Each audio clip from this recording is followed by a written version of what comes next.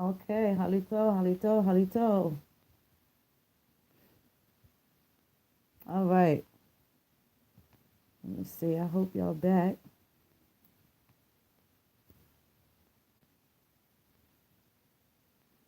Let's see.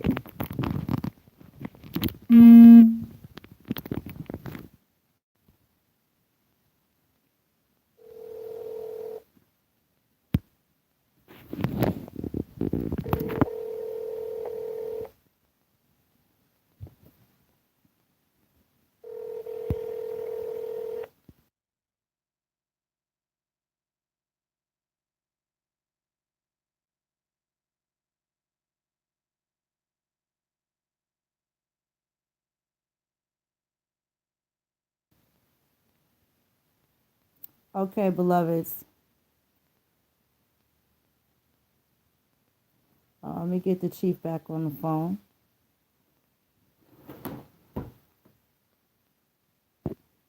One second, one second. Yeah, I don't know why some people were able to hear and some weren't. Give me one second.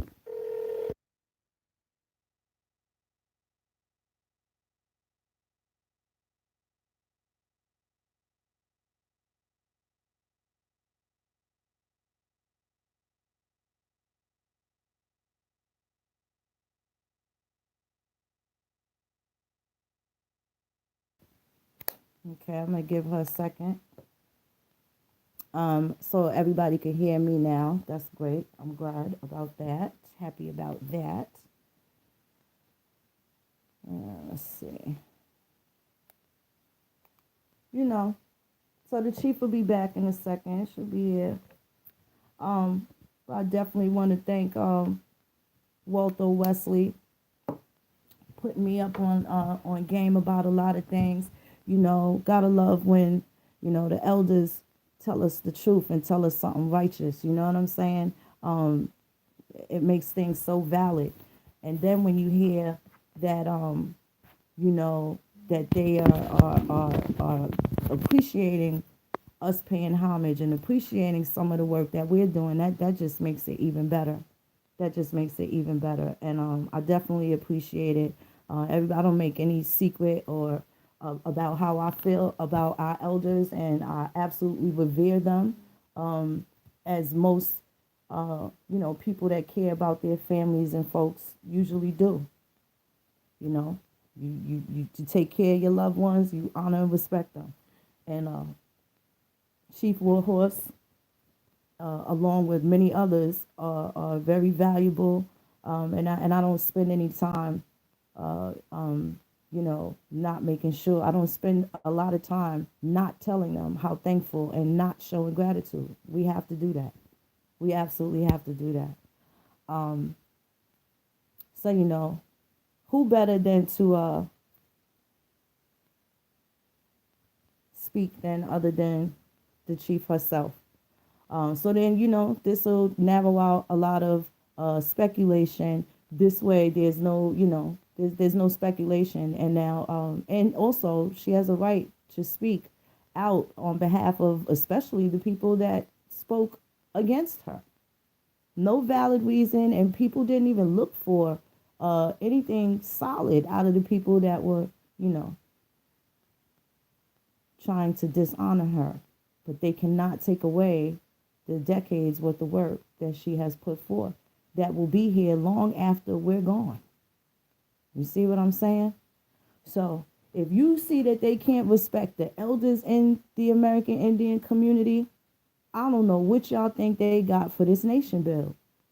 They don't got much. They don't got much. There is no respect of people. If they don't respect the elder, they don't respect the woman. If they don't respect the woman, they don't respect the child. You cannot, you cannot call anybody like that no chief. It's disrespectful. It's disrespectful.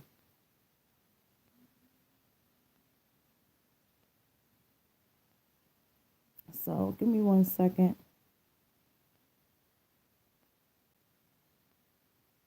1 second. One day I'm going to see if I could get beloved, another one of our other beloved sisters. 1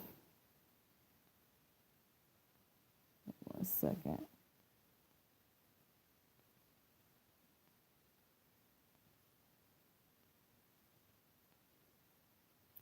Um, 1 second.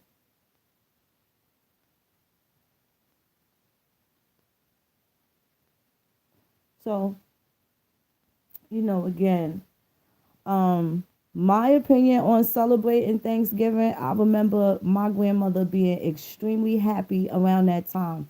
Really not gonna be fighting people on their religion and stuff like that, especially if it doesn't get in the way of grandma. My grandmother had a rosary. My grandmother is Virginia Indian. She was Catholic. Going back to the Spanish throne. I like the fact 3-4 years ago when I had like my first 7-8 month run of Hebrew Israelitism. I could say I talked a little shit about Thanksgiving, but my stand is right now we find a reason to get together for any reason and every reason. So here's the chief right here. Hold on, y'all. Halito, hello, beloved. I'm back. Okay. Yes, ma'am. They all sitting here waiting to hear from you. They are sending you love and blessings and honor through the chat. I don't know if you're able to see that now, but the people are here. They are present and they are happy that you are here to speak with them. And I'm extremely excited that you are here speaking on this platform. It really means a lot to us. And I just want to thank you for all that you've done and all that you intend to do for our people. We really appreciate you. And without elders that put that information down, you gave us that face of our people that we needed to see at such a critical time. And I really just thank you for that. It was all perfect timing for a lot of us. And we really appreciate you. We really do. Thank you. I'm not seeing who's talking, first of all. But Chief sending out all the love to a lot of y'all. Okay. A lot of y'all have been a follower of mine. I've started things you've said online. I appreciate all of that. Words can't say what I really want to say to the people that's really concerned about the issues of I don't use the word black as description, Indian as United States marker, and indigenous as who we are. Okay? Right. Yes, ma'am. I'm glad to be here, like I said earlier. It's an honor. Something I've been missing in Indian country was people speaking for themselves. Okay? And, I've done uncountable shows, talk shows, TV, radio. This is needed what you're doing. Okay? So I salute you, too, for what you're doing. Thank you. It may not be, as you and I are doing, may not have the blessing of everybody. She's here to tell you you have the support of a lot of people.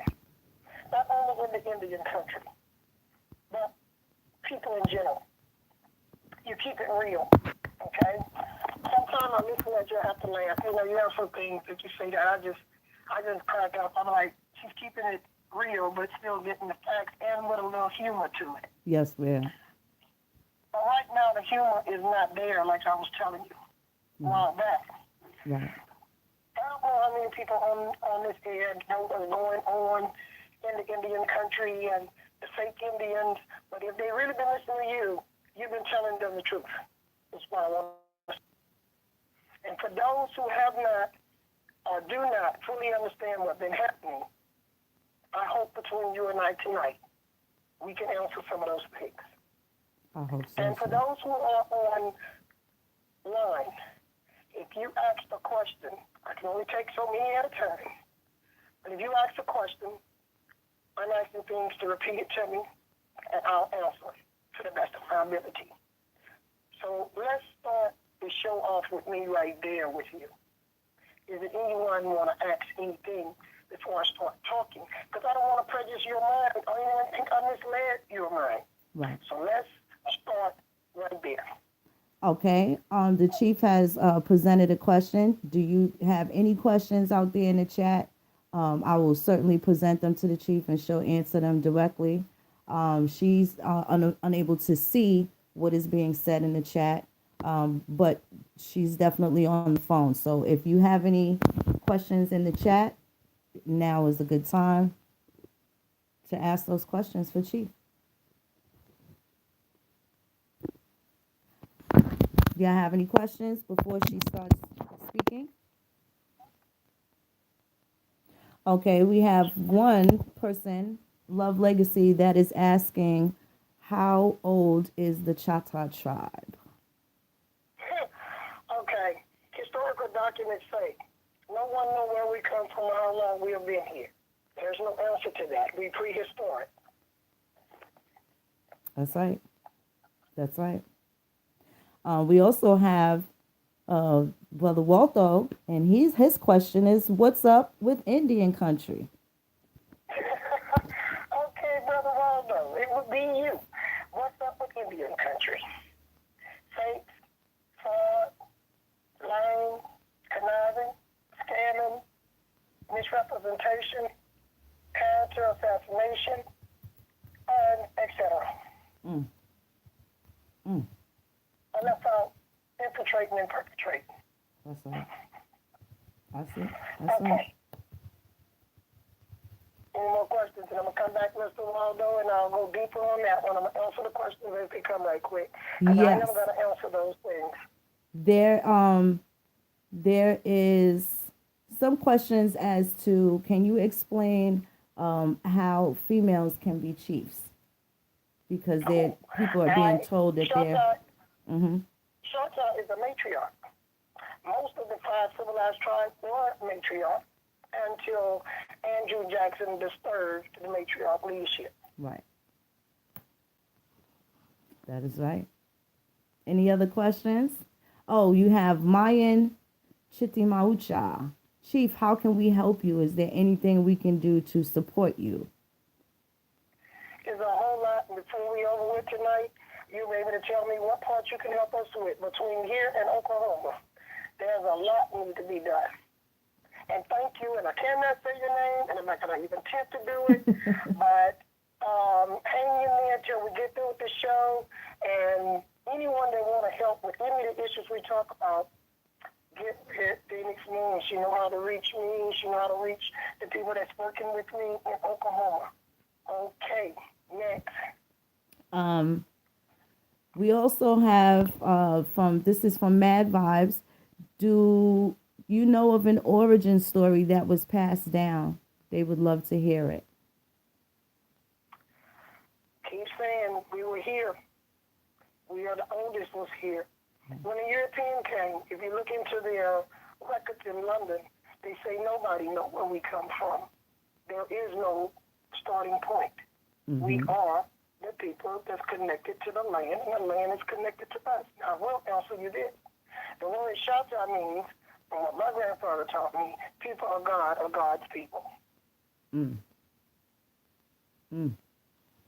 That's it.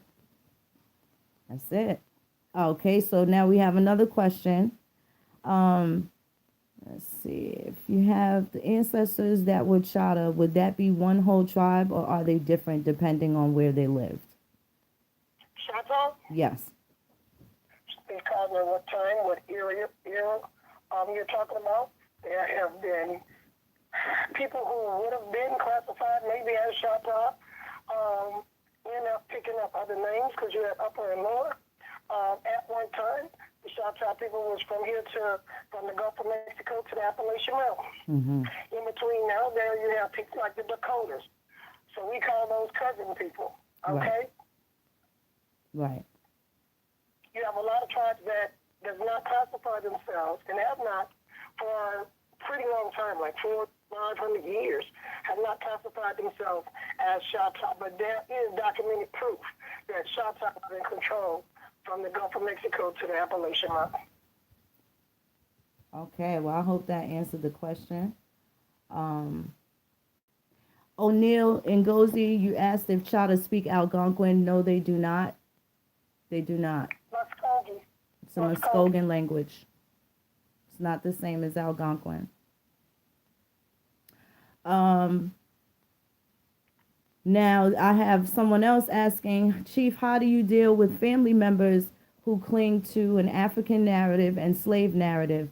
And sometimes it's like talking to a brick wall. Well, we can't make people at this day and time, when you have been programmed through school systems, televisions, music, you cannot force people to accept something that they are not used to. Right. And a lot of times when you take away a person's security from where they're at, you leave them more vulnerable to destruction than just leaving them where they're at. Okay?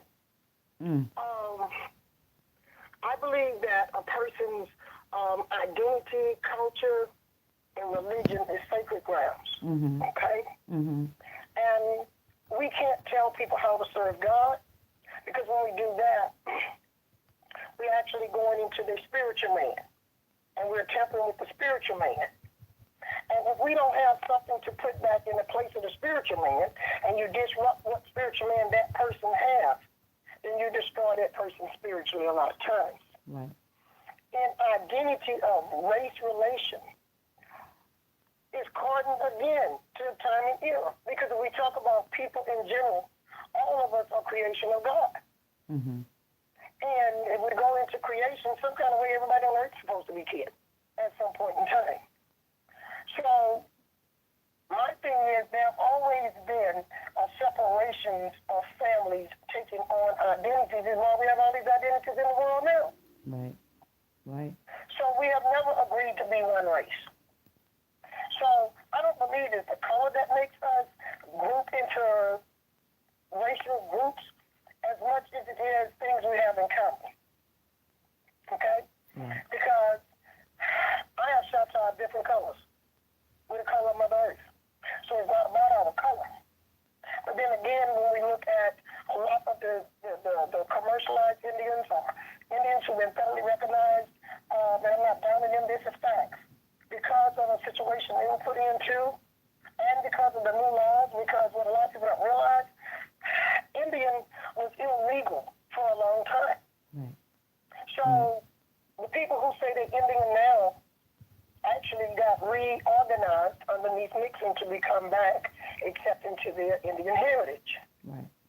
So we have to realize the people of color have not seen enough Indians of color being accepted, or a lot of people of color have lost their identity, and a lot of people don't want to be laughed at.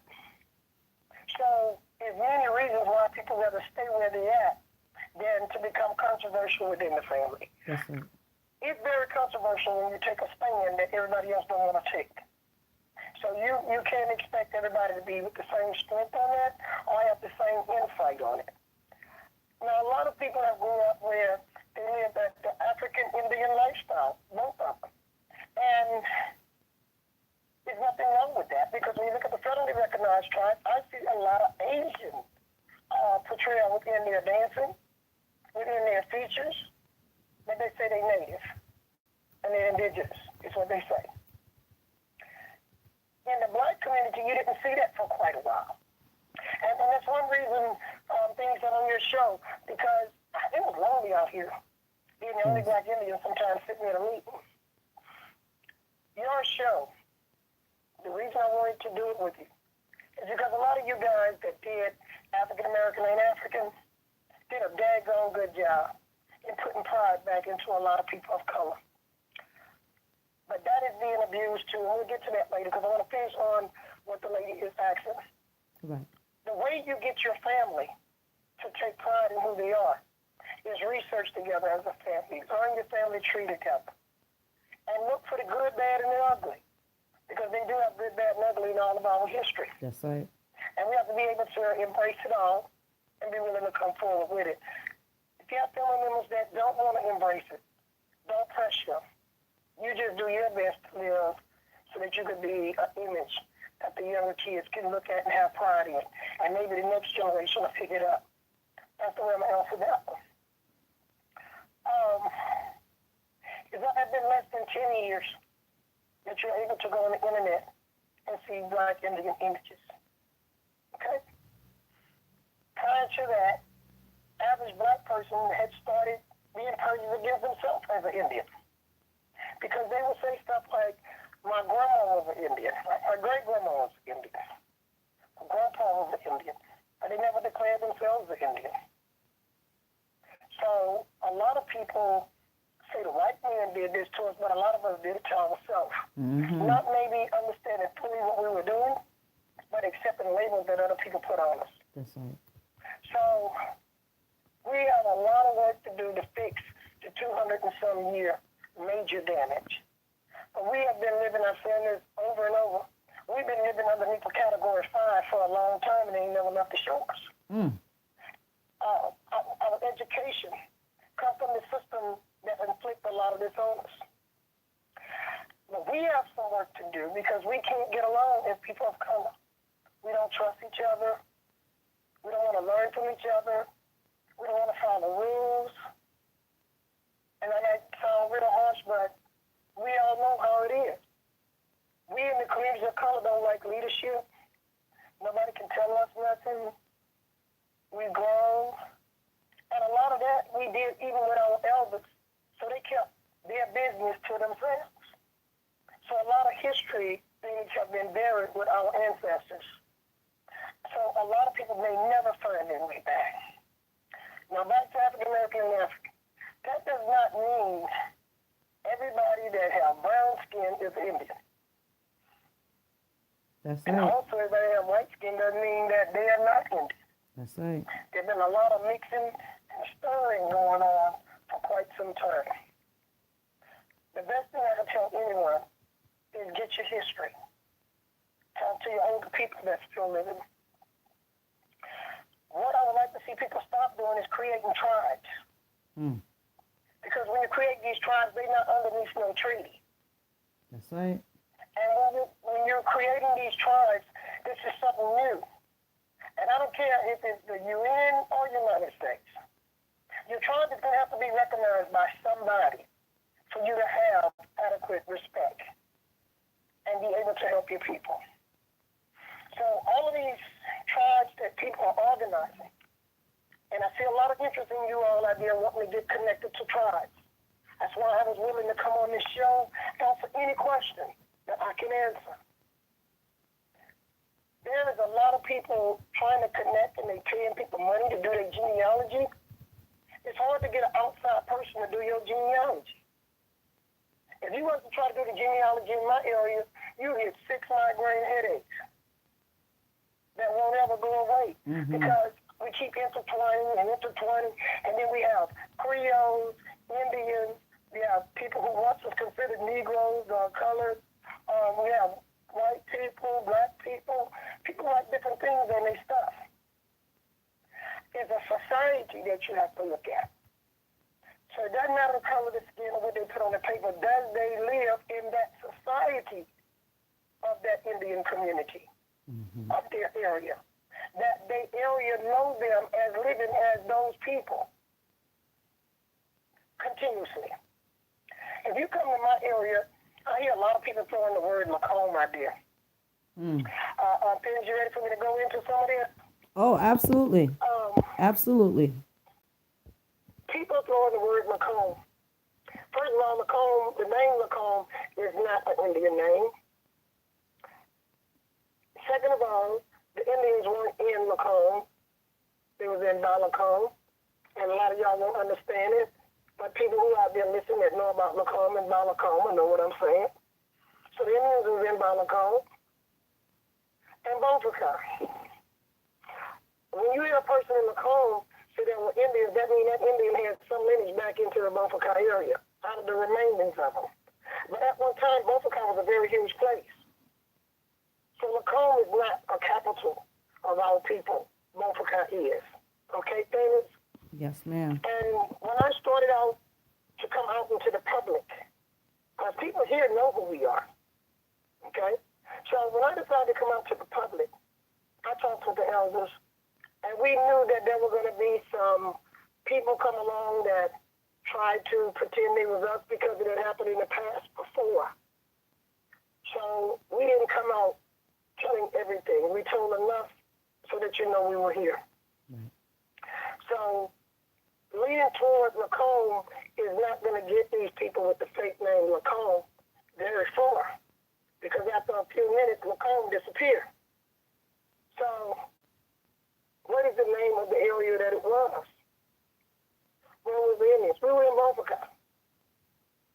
So if someone wanted to do their paperwork, find out where your ancestors lived and what name was being used totally historically.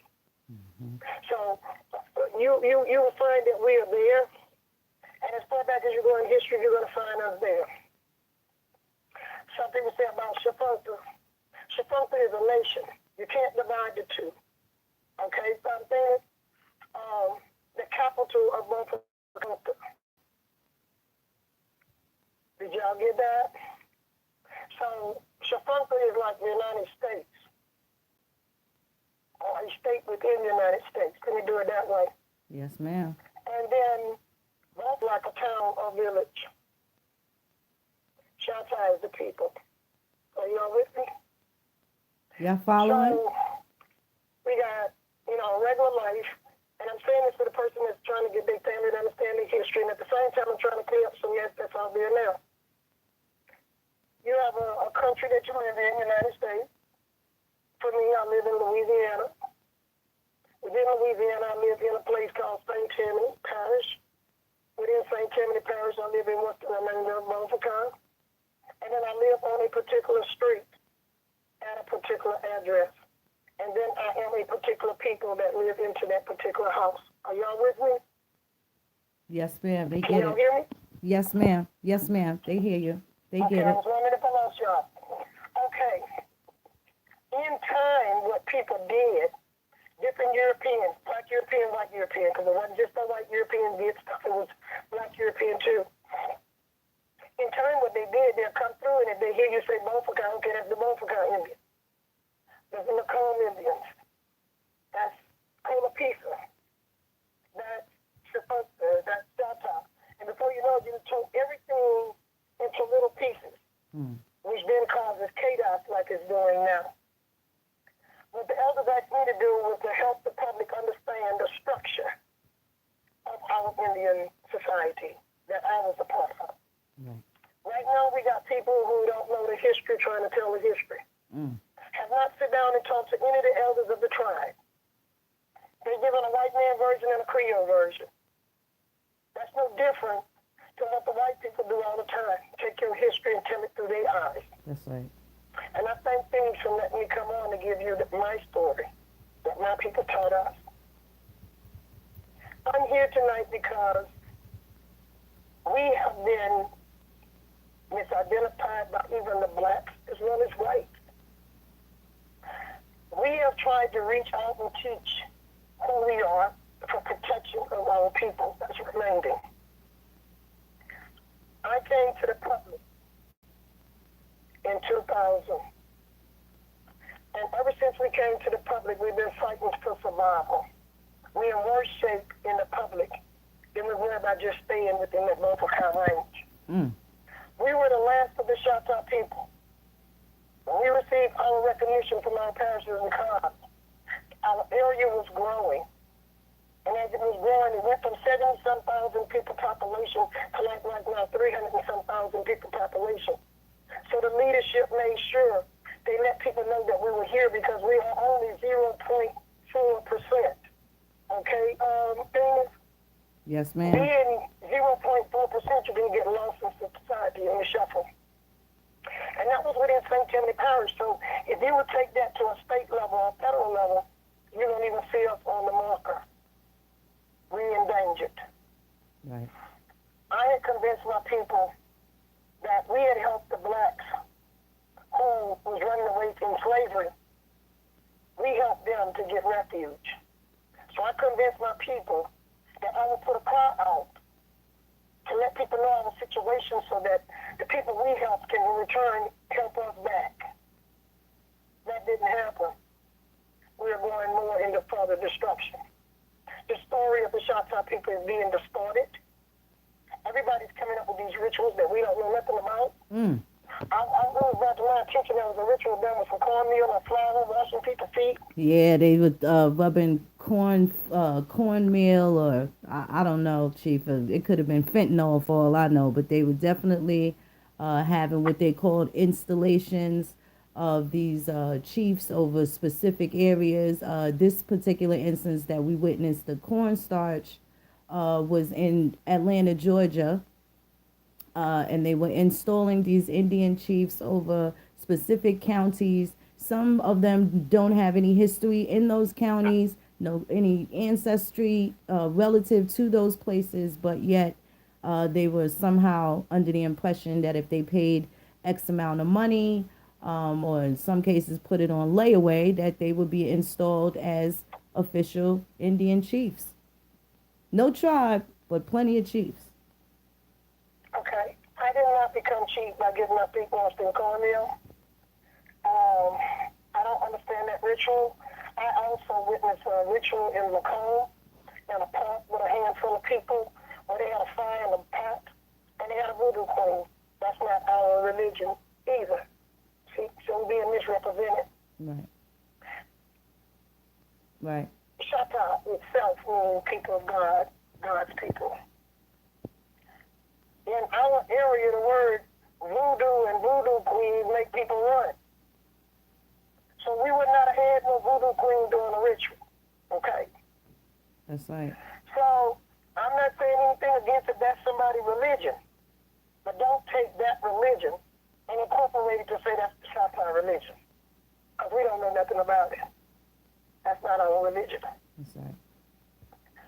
So when you start seeing people making up lies like that, Phoenix, this is the reason when you all were doing your earlier research with African American and African, the reason you couldn't see the real history because someone hid the real history on purpose and created fake history. Yes. But what you all did, thank you to doing it, you all start bringing back the images. Because when I went and found a lot of these pictures locked up in archives, you know where y'all had to get them from. Mm-hmm. That's a hurting thing to know that the younger generation has not seen a black Indian dressed in their garb. I had people that had contact me and say, gee, teach us this and teach us that. And some things I will tell you and some things I won't because they're getting messed up. I had a group of people, I'm going to back up a little bit, and then we'll come back to the cornmeal. I still can't explain that cornmeal thing. I can explain the people that's doing the cornmeal thing. Okay? In 1998 or 99, we were contacted through Ancestry.com. So any of y'all that have Ancestry.com, go look it up or just Google Ducree. I was contacted by some people from Michigan. And their concern was they kin to us. The young lady at that time, her name was Dana. And we began to communicate back and forth. But whatever conversation we had is what you see on that page, okay? And then later I got a phone call from her. And my auntie talked to, I think her mother, auntie or somebody. Now that lady is dead. I want to say the lady's name was Celestine. Don't quote me on it, but I want to say, because we talked way back then, I want to say I think her name was Celestine. Her and my auntie, a lot of my auntie's husband's family is married into the same family as the Ducree family. I did not know those people. My auntie did. So I told her that this young lady said that she was kin to us. And I went to my auntie, who's now deceased, and I explained to her what the conversation going on the internet. And then another, the lady was named Mary. The lady that I talked to, her name was Mary. Dana and Mary. So Mary talked to my auntie, saying she come out of Celestine, I think, or something like that. And we had a brief conversation back and forth. We were getting ready to have a powwow. Our powwow is not what you see other people do powwow.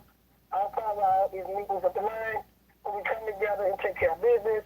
deal with who died, who's born, what issues we have to face. That's power for us. Need a lot of food though. So I offered them to come down because they said they would do creeds. Now, mind you, you got Creole do creeds, white do creeds, black do creeds, and Indian do creeds. When we have powwow, a lot of times we'll invite any family member or guest. They don't sit in on our business meeting, but they welcome to come so they can meet family. And that's what they said they wanted to do. They did not come to powwow that year. Time went on. We started doing what we were doing. Around about 2004, a guy by the name of Roderick Silvers. He came to us. Through another cousin that's not a member of the tribe. And her name was Chantel. Chantel's mom was a member of the tribe. Chantel wasn't a member because she could join either her daddy's tribe in Marksville, or she had a chance to make up her mind when she grew up, because at that time she wasn't an adult, she could join her mother's tribe. So I ended up meeting Roderick through Chantel, and then later with another cousin named Gwen, who is not a member of the tribe. But she knew Roderick, her and Chantel. Roderick came to several meetings, not tribal meetings, community overall meetings. Anyone could come to our overall meetings. And anyone live in my area know we have meetings from road meetings to you name it, and we discuss things that affect the tribe and the community. So they came to those type meetings. Mm-hmm.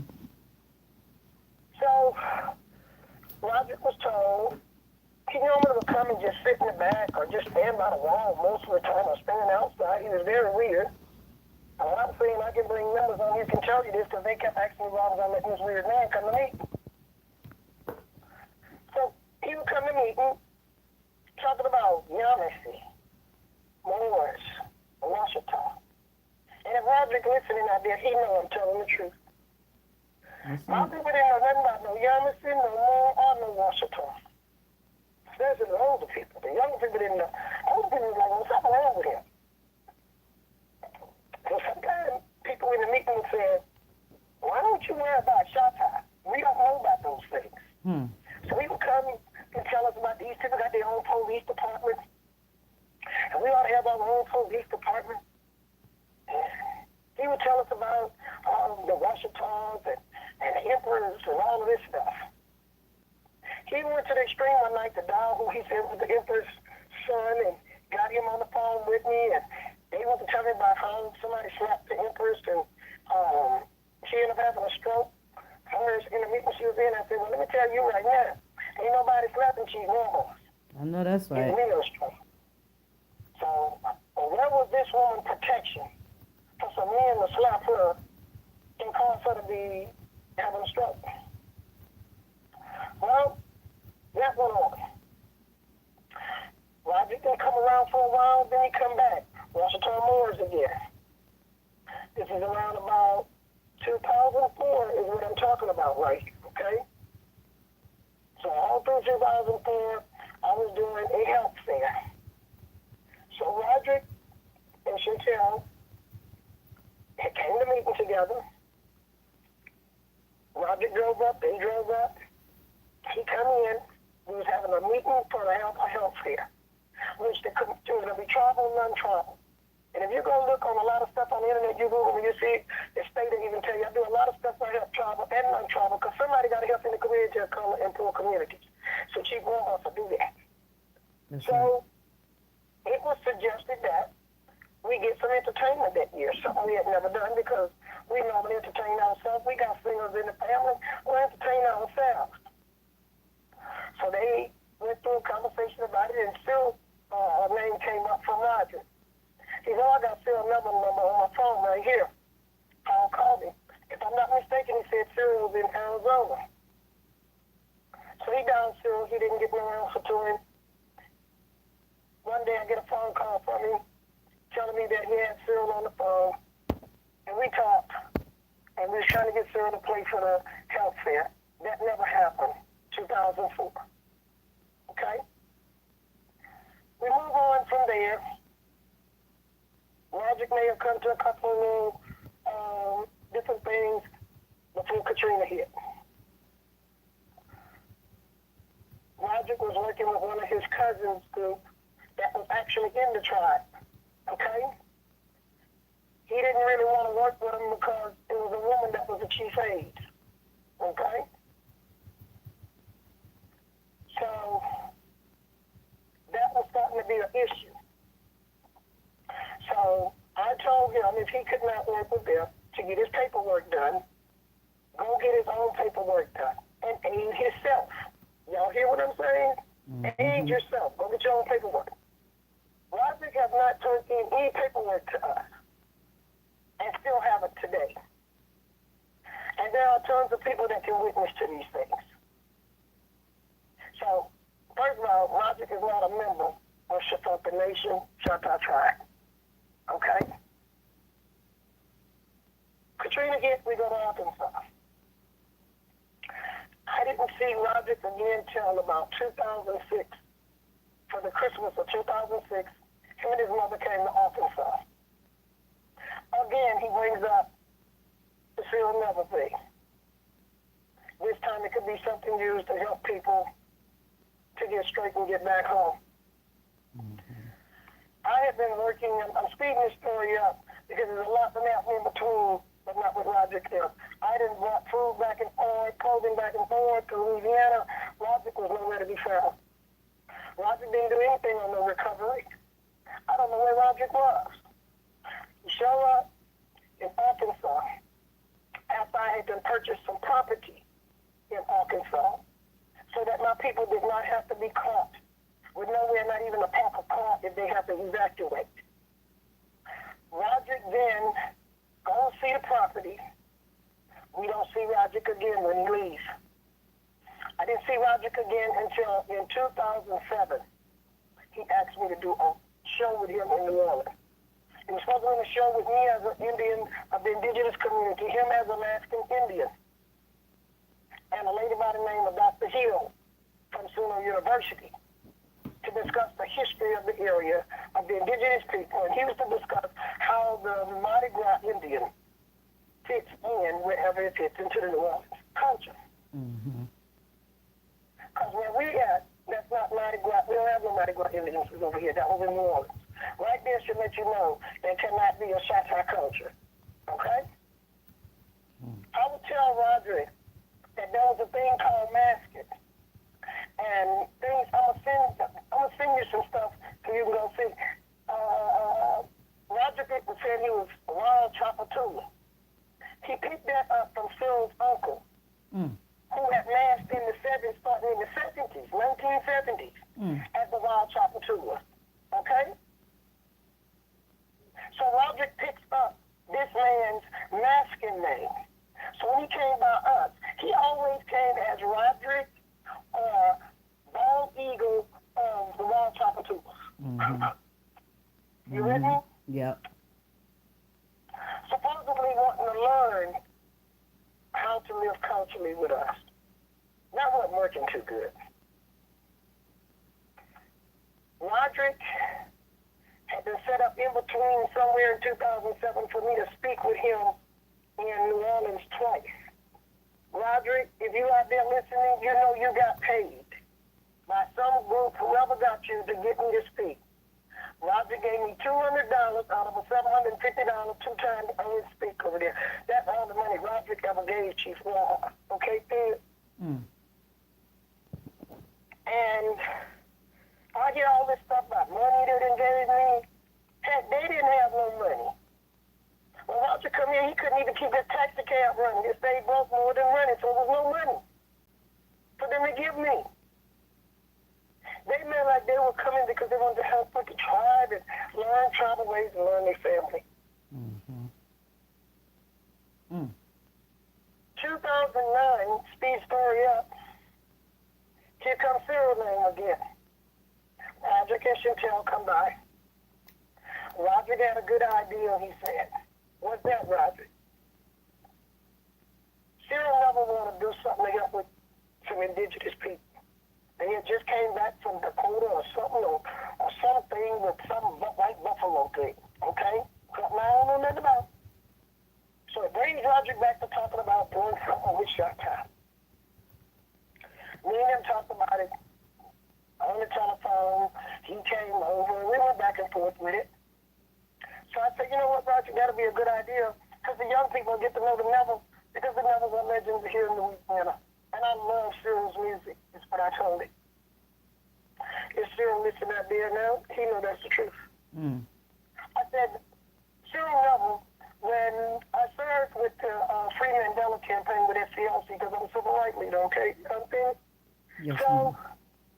when Winnie Mandela came to the United States in New Orleans, I was one of the people who was one of the hosts to Winnie Mandela. And so I told Roderick, I said, well, tried to get Cyril for the sing for Rosa Parks' birthday one time, couldn't get through to me.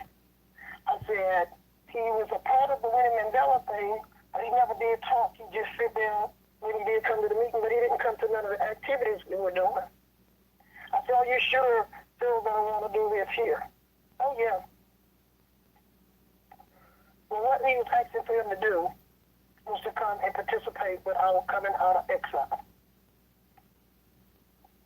Y'all with me? It was not Shatta coming out of exile. It was the nation. Okay? And I had people on the state level who would ask me, when are you going to come out and tell them who you really are? And the reason I never did give anybody the full nation name is because of just what's happening right now.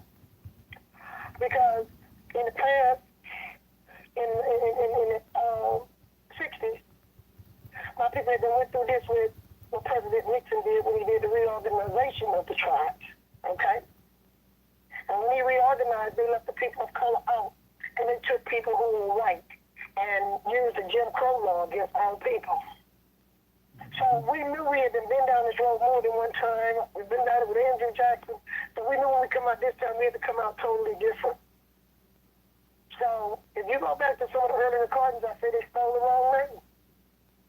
Even the Indians in Oklahoma now start calling themselves Choctaw. They starting to want to use the word Shatta. Mm. So men go out there and say, what could you do to help? How can you help get the word out that some people was in Oklahoma calling themselves Choctaw all this time? And after we come out and say Shatta, now they Shatta. Right. That's something to think about. I think that they was the original people. How they didn't know they was Shatta? That's right. How was they saying it was Choctaw? That's right. Hmm? But now they calling themselves in Oklahoma Shatta. Because they wasn't the Shatta people. That's right. How could a Shatta not know they Shatta? How can a Shatta say I'm Choctaw? They had tried to put that Choctaw stuff on us, and my grandfather used to say, you are not Choctaw. Any of my cousins that live out there and listening, or hear this later, or agree with me, my grandfather told us, I am a Shatta. He didn't ever tell us he was no Choctaw. So you didn't have a Choctaw thing going on for so long till black people were saying they Choctaw. Mm-hmm. They weren't saying they were Shatta because they know good now they wasn't raised in Shatta. And I love when you say grandma stealers. Now everybody saying they grandma told them they were Shatta. Think that. Tell the truth to yourself. You didn't hear Shatta tell Chief Red Company. And that's what they need to do. Mm-hmm. And anyone out there telling me they Shatta right now, and have not proven they Shatta, just picked it up, is disrespecting Shatta as equal as the people trying to do in Oklahoma, who are federally recognized under the word Choctaw. That's now trying to use Shatta. The only people can tell the truth, my grandpa says, is those who know who they really were. Mm-hmm. And really is. Okay? My grandpa used to tell me, when you all do come out, the world will know, because your name and your record is going to match with Shatta, not Choctaw.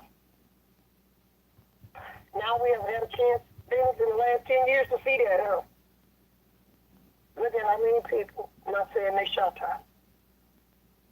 Haven't fought the fight, haven't suffered the pain, but want a benefit. Okay, you're getting a benefit. You Shatta have nothing. People have taken a lot from the Shatta, black and white. Mm-hmm. We try to reach out to people in the entertainment world to help us, and they try to rob us. Of our identity, and anything they thought they could lie and tell the public that was theirs, thinking that they would get sympathy to be able to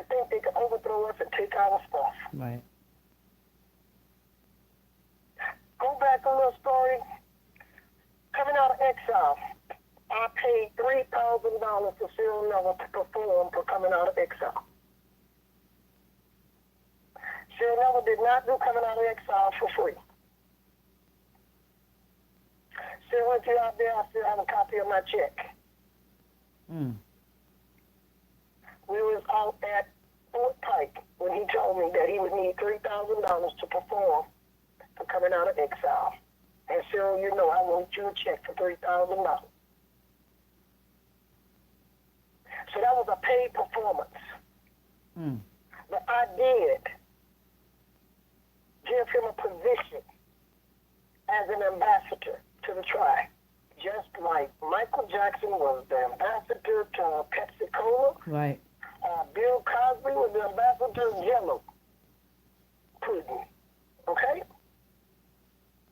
And because he was the ambassador, did not make his whole family be the ambassador. Mm-hmm. Am I correct? That's right. That's right. So, make a long story short.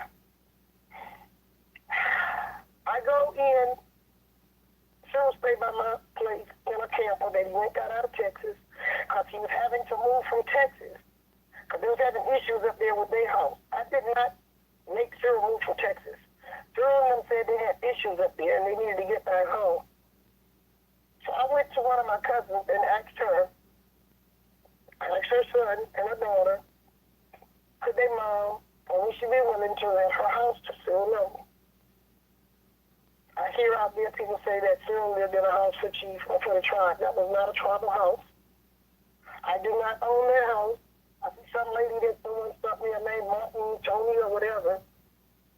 She knows too much about my business not to know me.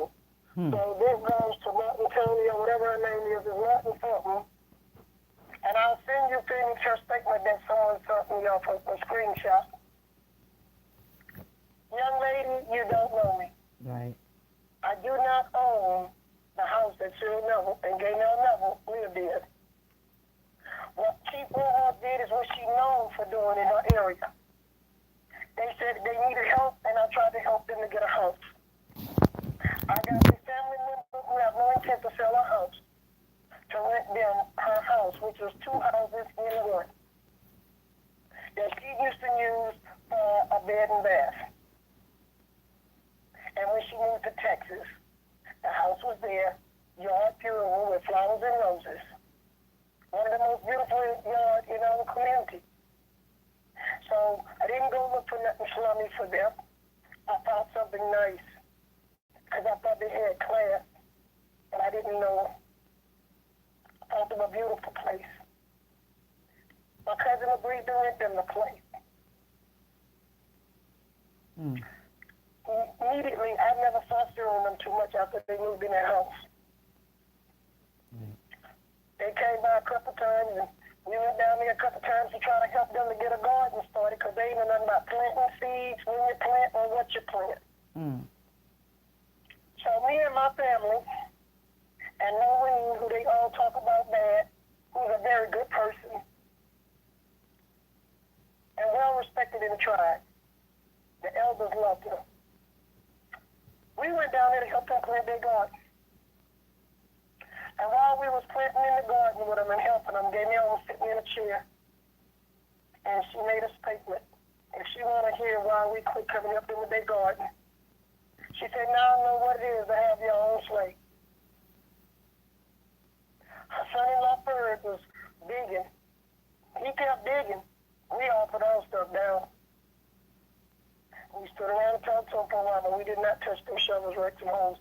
Did nothing. At the time, I hadn't bought my tractor yet, but we took our tittle and went to their ground to help them. With no gratitude, no thank you. We haven't heard that yet. All we done heard is lies. We was trying to help them. Sure had some kind of sickness, and I'm not going into that. That's his personal business. But he said he had need of fresh vegetables. And we were going to help him to raise his own fresh vegetables. But that day, his right mouth cost him a lot of stuff. His right mouth is not the ambassador. still we tried to work with them.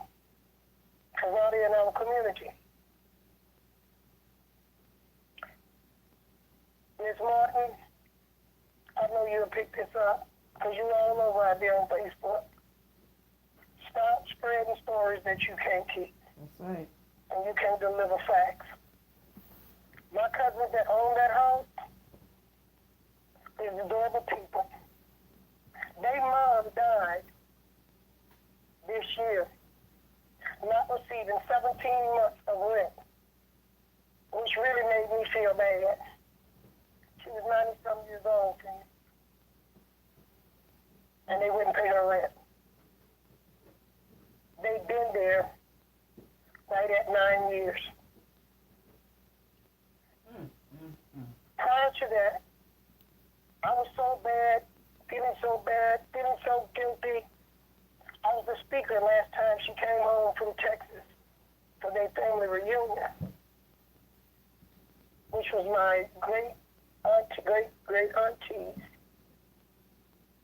reunion.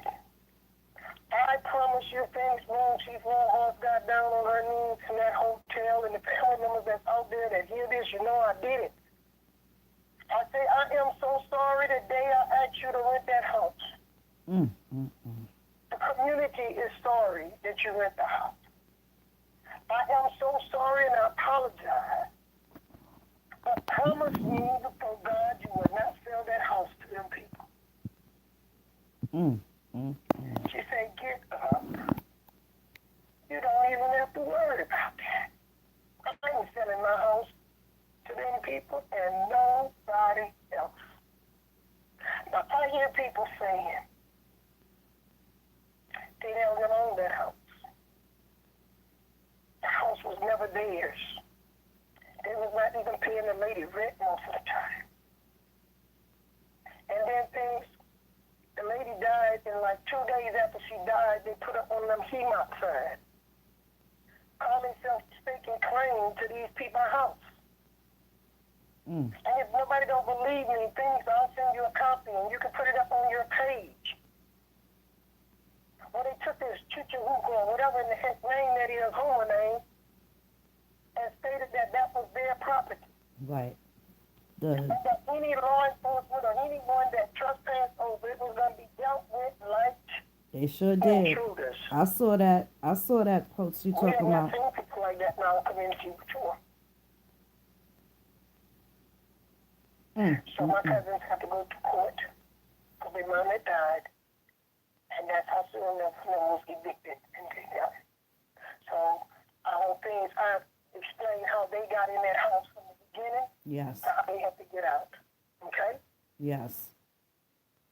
Any questions out there before I go to the next one? Now I done told you when I met Phil, how I met Phil. I done told people how he came there by. And because of me and his wife not fit horses look like too much, is why he was not the ambassador. And they got some more things that still being on there, but nobody has any questions on that. Because if after today, people keep spreading these lies, I am going to start suing people for slander. Right. And defamation of character. And you have to prove it or pay it. That's And right. the money you pay will all go to helping the black Seminoles in Oklahoma. I don't want you to think I want your money. It'll go to help another cause. That's right. I did slander. I do not like the lady named Betty. I don't know this lady. So keep on. And I am going to sue for defamation of character and slander. That's right. That's right. Any questions out there, please? Any questions? Any questions? Come on Yes, now. you Y'all still got any there? questions? Yes, ma'am. I'm still here. Y'all got any questions?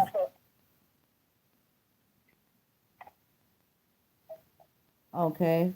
Oh, go ahead, Chief. They're talking amongst themselves. Looks like a different kind of. Okay? That takes care of the civil level relationship and the housing. So no one can say, Chief Warhorse put civil level in them out.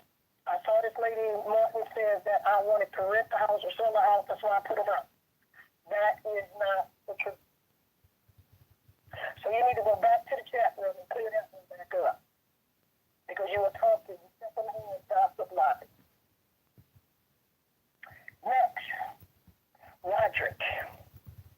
Roderick is not a member of this nation nor tribe.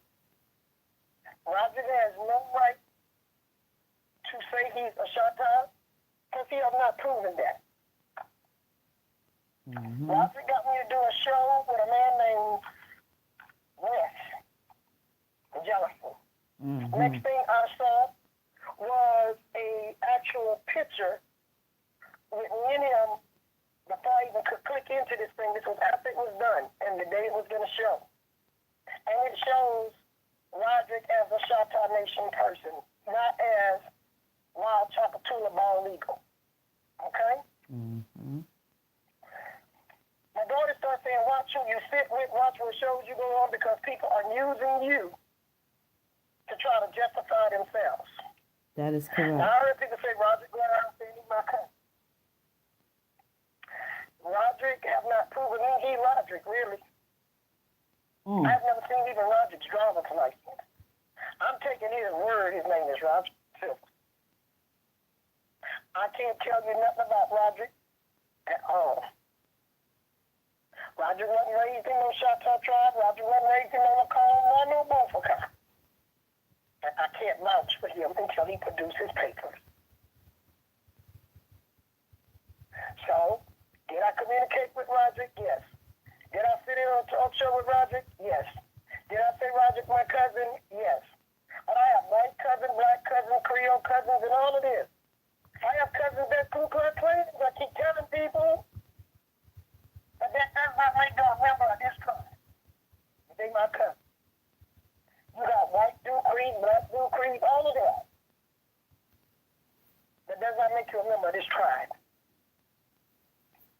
So, my whole understanding with what we're seeing now, hindsight 2020, when Roderick came to us, he came with a mission and a hidden motive. Yep. So anybody out there have sympathy on that, you stick with him. Because we were good and nice to Roderick and them. Your day will come, and you'll find out how much trouble follow these people. And they move in a group. And they call back some more to come. Same way the black Europeans did when they came here first. And went back and got their white Spanish cousins and French cousins and British cousins and brought them here. Sure did. You see something, you want to take it. I've heard that Roderick say, I've stolen their land. Roderick is not my grandchild. I live on my grandfather's property. And Roderick is not one of his grandchildren. Neither is a Gaynell nor a Cyril. And they were not living on no tribal land.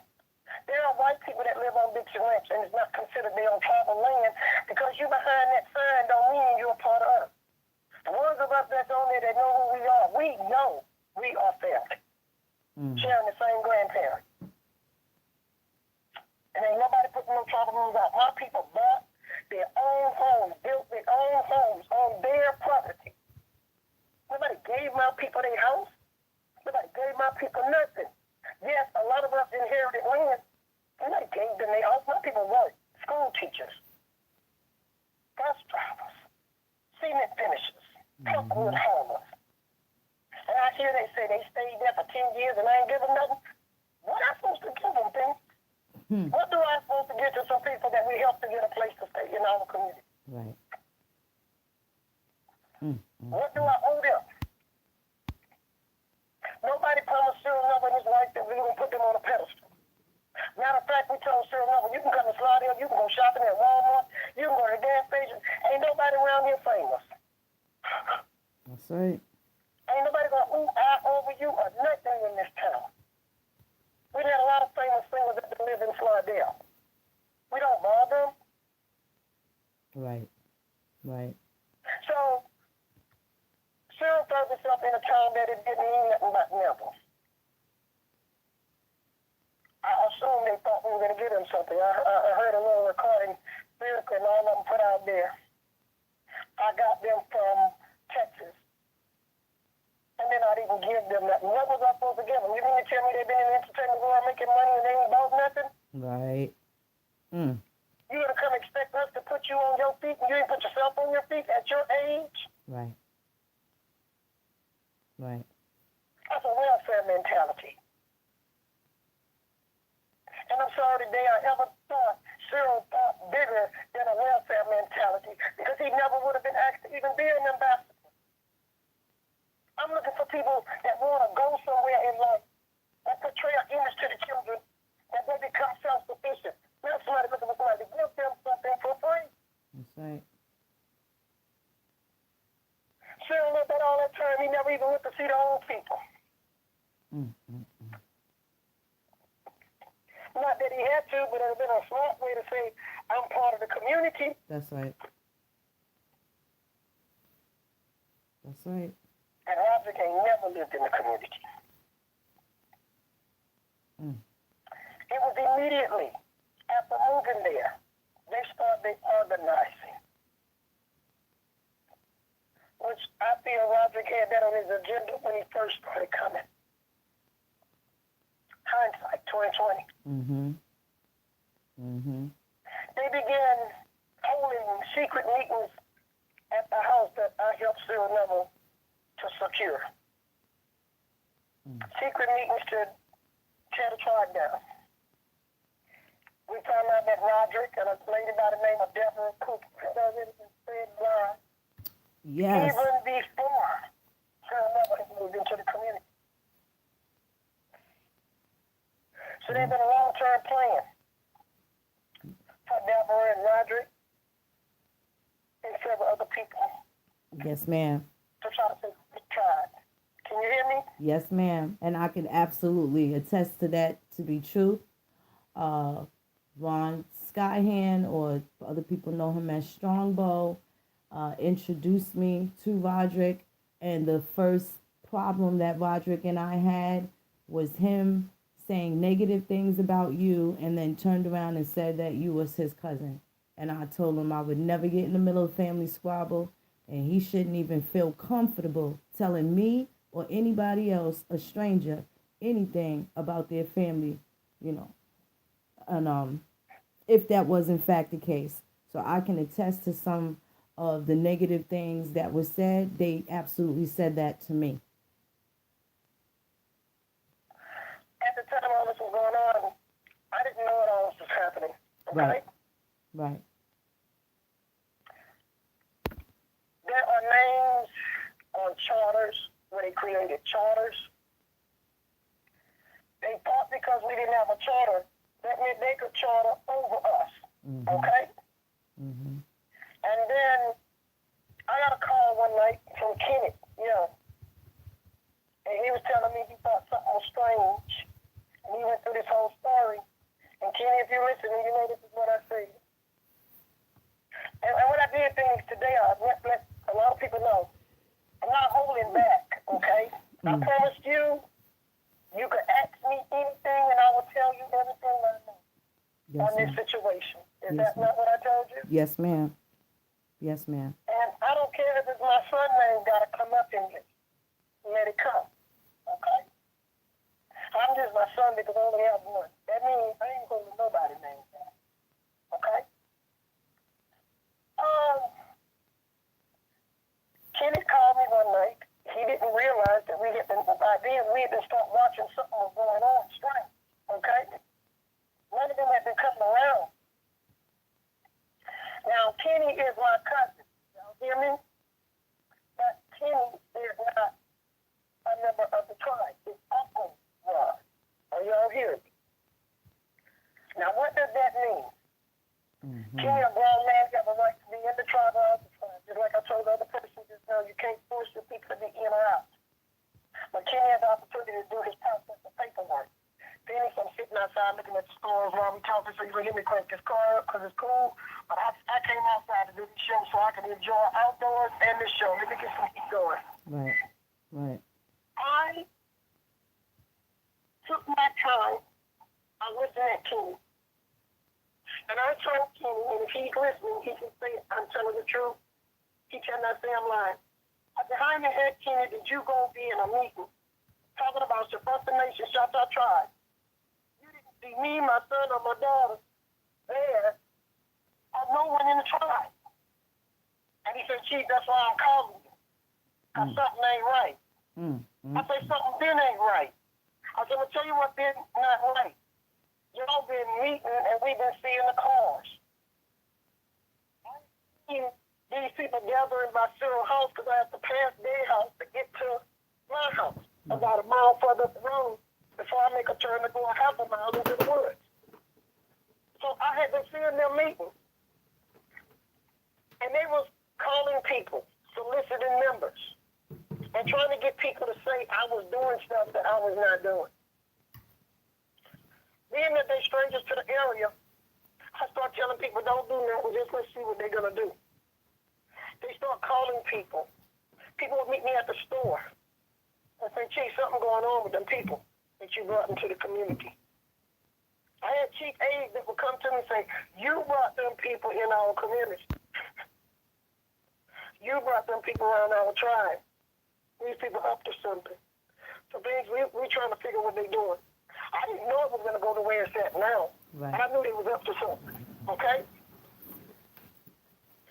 They had got so bold they was calling my first cousins, my sister. I have a sister that's married to a Dupree. So they start calling every Dupree they could find or hitting them on Facebook. Asking them, did I take money from them or whose side they was on and all of this.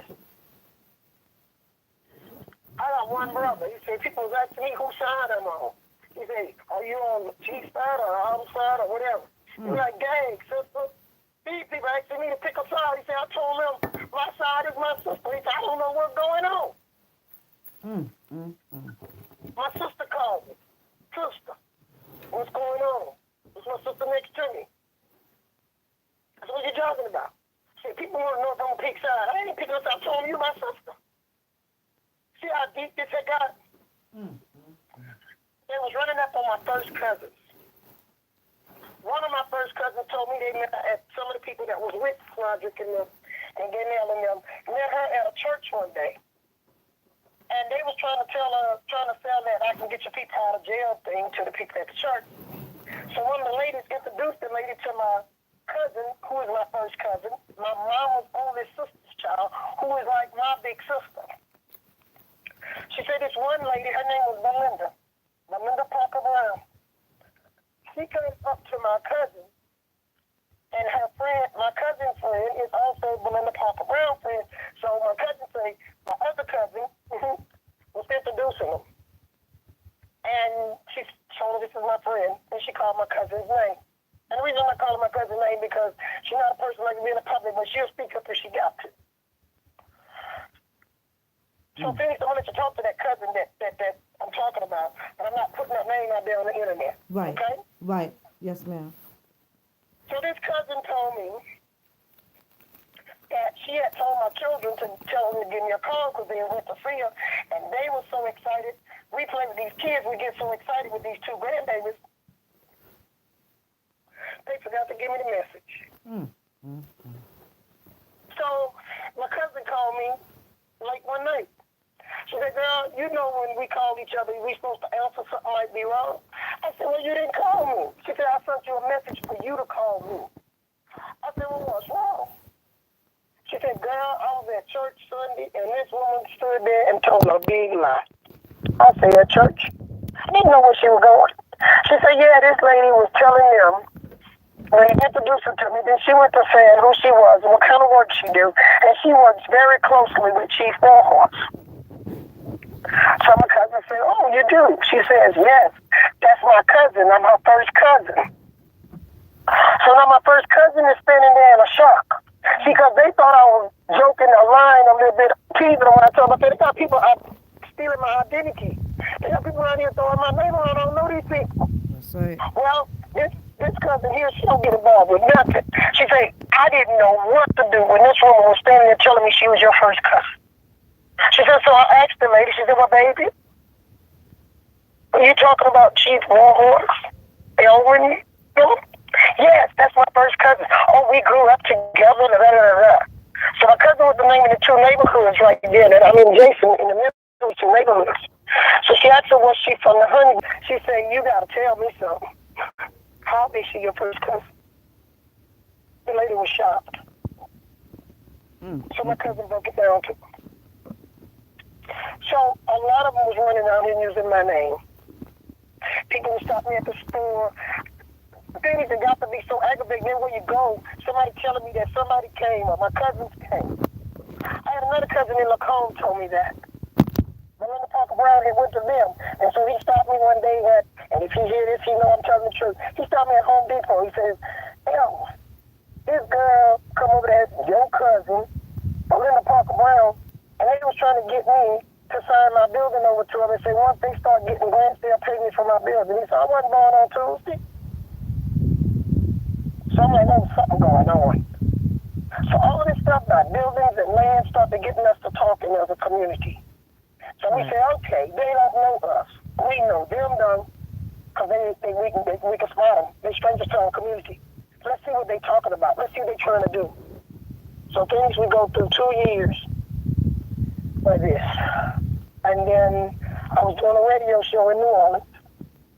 And I found out every time I would say something, Genealogy came up with a slogan, carbon copy. And I see she would put it on her page and she would put my picture out there. Okay.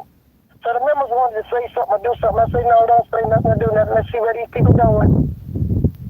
So anyone out there that know Chief, and some of y'all I told, especially Janet Bailey, I told her too. Yes. I say, and Janet is a witness to this. I said, Janet, something going on down here weird. People using my name, they slandering my name, but they riding my name. There's all kind of stuff. Right. So me and Janet was talking. I used to do this a show with Janet all during Katrina. After Katrina, I would do a regular show with Janet to let people know what was going on the coast of Mississippi, Louisiana, and what was going on in Arkansas. Janet, if you out there, you know I'm telling the truth. So Janet know where we done been and what we done been through. Okay. So I said, Janet, I'm fixing to get off the radio because Janet wanted me to do a show. I said, I'm not fixing to do no shows. I gotta watch this. So things I took 2.5 years watching this before it came to the point where you all see it now. I start monitoring web pages. I went to the FBI with all of the communication, emails, or anything I got. I don't care who sent it to me. If it had anything pertaining to that, I called the FBI. And I told them that I was filing a case. And I gave them the name of the people that I knew at the time that was meeting in this conspiracy. Okay? So I heard the other day, I saw on Facebook, I'm an informant. No, I'm not an informant. Any tribe that state or federally recognized have the right to be protected by the law. That's right. Okay? That's right. And people argue if I'm state recognized or not. I bet you I've worked more with more state agencies and federal agencies than some of the federally recognized five under the BIA. I'm not under the BIA, and I don't want to be under the BIA. Okay, thing? But I am recognized and acknowledged. That is correct. For the President of the United States and the Department of Interior to hold a round table in my village, I must be acknowledged to that point, right? Right. I haven't seen none of these fake ones doing it. That's right. That's an acknowledgement. That's a government to government. Okay? Now, because we deal that way does not mean I'm waiting on a daggone welfare check from the government. It's about my heritage and culture, not about what I can get. That's right. It's about my identity and my children and grandchildren's identity. And that's what it means to everybody in my tribe. Because our people go through what they got. Nobody gave them nothing. So, I sit here. I got people saying they're my first cousin. That's not my first cousin. Now, I start hearing people on the internet saying Gaynell and Roderick and Linda and Deborah and all these people came to me and some man by the name of some cotton picking chia pie. My son said, it sounds like some kind of daggone corn chips with something on it. And I don't know who chia pie is.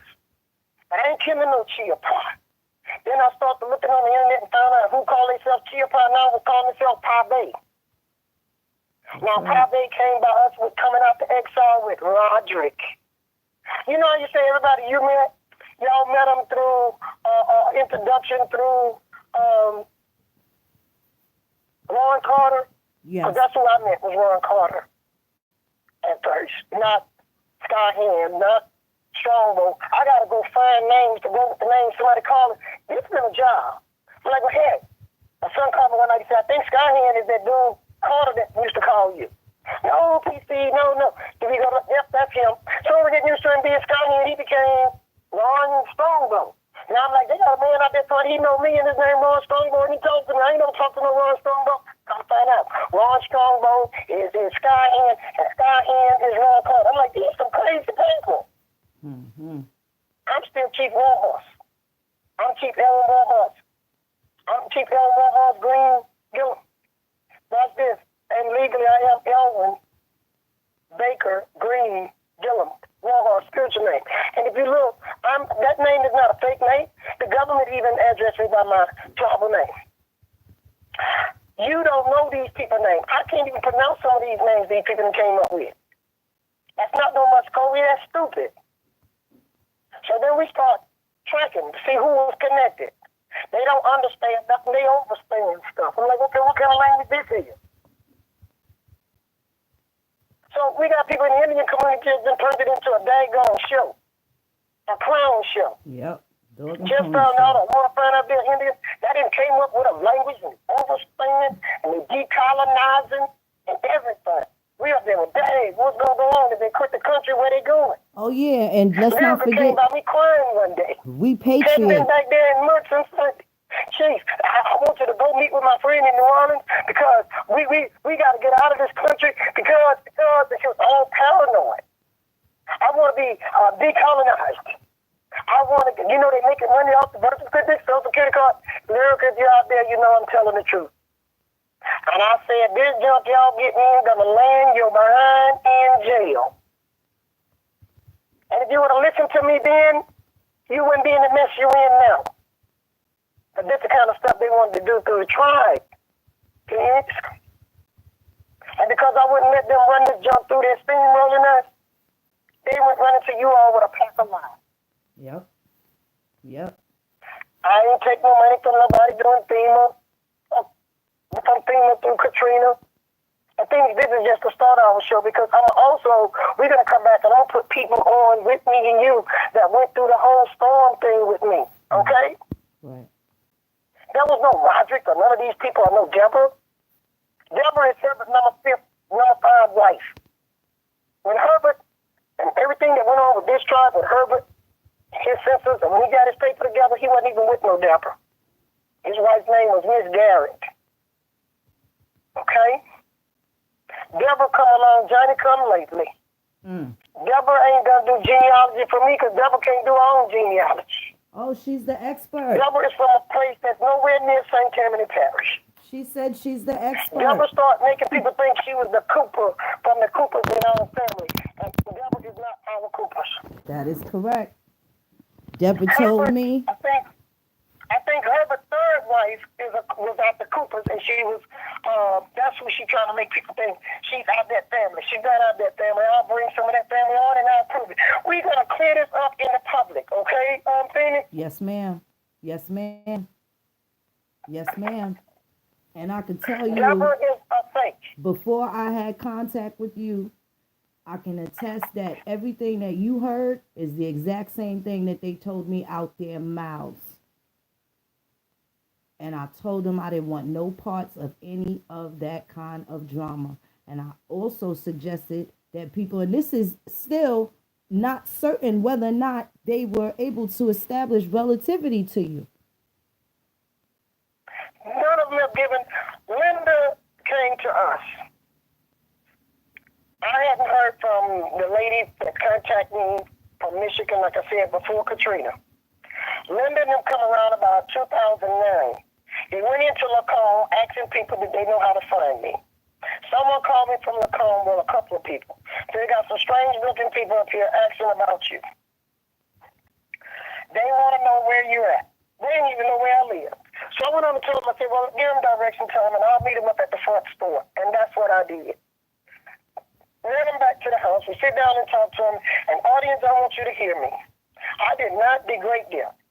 Her sister Diane And they wanted to fulfill their mama's dream, is what Linda said, and Linda's dead daughter's dream with the tribe. So she come to fulfill it. It was her and her sister Diane. And Diane said, we want to realign and do this. Out of the simple is she said her dead daughter and her dead mama wanted them to meet up with their family. I'm coming to this truck again. So my thing was, we'll help you fulfill that, but you got to do your paperwork. All right. They began to start, we showed them the process. I assigned them to my daughter, who at the time didn't look her age. She was grown. They didn't want to work with her because she didn't want to work with a child. Who go to somewhere and tell you who they want to work with? I assigned them Noreen. They didn't want to work with Noreen. They wanted to work directly with me. I'm not doing that with everybody. I don't have time. So they were supposed to meet up with Noreen and Naima to get their stuff done. They never did that. They set out to do it themselves. In the process of them setting out to do it for themselves, they come back with about 300 and some applications. When Noreen and Naima went to go through that job, you couldn't match the children with the parents properly.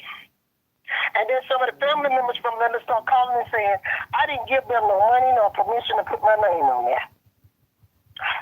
Some of them would tell me the lady dead. It was one of the ladies, I think she lived in South Carolina somewhere. She called and told me that her husband did not sign them papers that they turned in. She said, but we're coming down there.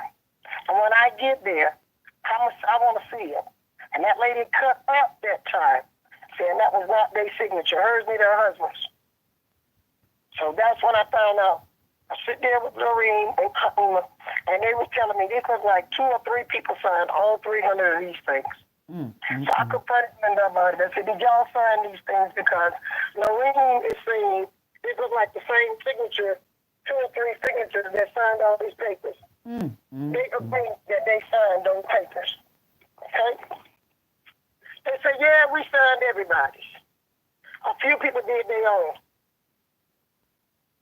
I told her to take Noreen, go through what you see, look like the same signature, put them in piles.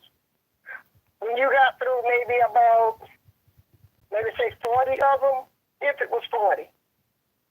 And if I'm wrong, Noreen correct me, but I think it was about 40. But I think that was including children, so the parents signed for them. But maybe about that amount is what was in the stack at that time that could be starting to work with. Out of that, one of the young ladies, she died. She did do her paperwork and her kids. And she was the one that ended up dying, and we kept trying to work to help secure the children with the grandmother. Her name was Mary. Okay? And we worked with the court system of Michigan to keep those kids from being placed in homes and that they be placed with their grandmother. Look at the kind of help we was trying to help them. But the rest of that power wasn't matching right. And when you call those people, they would say that they didn't do that. Okay? So their stuff never really got processed. We paid processing fee. If we done did all the work and we doing all this, you mean to tell me you ain't gonna pay no processing fee? But these the same people that didn't want to pay $10 a month if they became tribal members. Our processing fee, but we out there doing work for you all the way over in Michigan and everywhere else. Got me going to prisons all in Texas. Okay? You listening to that and keep one out the way. And if they're out there listening, they know I did it. At first, Paul out there at a prison in Texas. I went and spoke. Because they asked me to go because they had a bunch of people in their family in prison. I spent I don't know how long talking to prisoners in Iowa, Texas.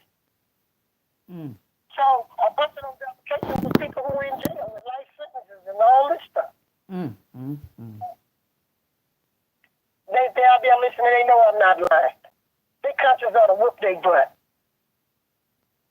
I was all up in Mississippi trying to help them when storms hit up there. They had me all up there speaking for them. The mayor in Mississippi, where they live in McLean, is a witness that I did this. Running back and forth, they didn't give me no money for these things. I was doing that. McLean same Mississippi, about on the Alabama line. I leave Louisiana, drive way over there trying to help them people. I never, they had, call me if they got a wedding, they want me there. They want to call me for everybody that died in the family. I didn't even know their family members that they want me to go to a funeral. So none of them got mad at me because I didn't go to her sister's funeral that I didn't know. That came from Michigan that she was taking care of that was mine. And at the same time, I had the auntie that raised me with my grandmother who had died also. So whose funeral do you think I'm going to go to? When I'm the person that had to get that funeral ready. So when me and Noreen called her, she went off on Noreen. She went off on me. And I haven't heard from Linda since then. Okay?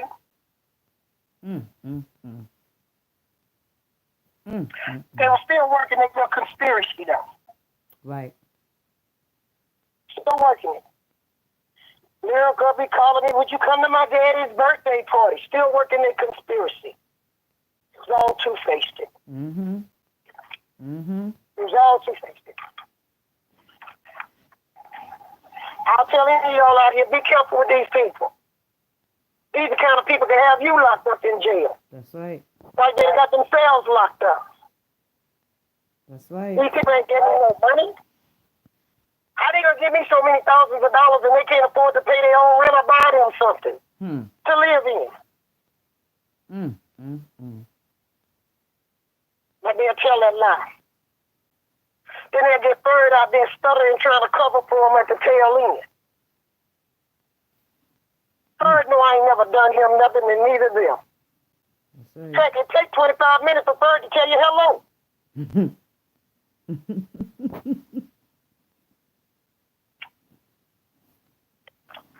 But I see he can be quick on telling a lie because he let them sit in there. Somebody he doing public sit in there. Somebody he a public bunch of lies. They went around telling people in our communities that the FBI was looking for me. Yeah. And that FEMA was going to put me in jail for the money I stole from 300 and some people. Okay, audience, that's a lie. I didn't have 300 and some people living with me in the apartments that I secured for them. And I helped Arkansas work with over 65,000 people that evacuated there, and I helped Louisiana with all the people that was on the end. I helped in the Gulf Coast totally. Now, where that lie come from? Because FEMA give me a award for good works. The state says everything I did is accountable. There was never no money moving through my hand for me to steal. Later, I'll have a guy by the name of Toby and a couple other people to come over here and tell you who was with me. Let's clean these lies up. And if I prove these, look, too many people of color don't do what I'm doing. I say I'll come and stand before the public. See, because in the Indian community, you hold a trial of your people with your people. And you stand before your accusers. My accusers won't stand still for me to stand before them. They got a lot of people listening that this year can't afford to open their life and make it transparent to prove to the public that I don't have to, but I'm doing it. Because what they're doing is hurting a lot of people. And that's why I'm going to make my life transparent. Ain't no police looking for Chief Warhorse. That's right. I was just with the sheriff the other day, taking pictures with him. He asked me to take pictures with him.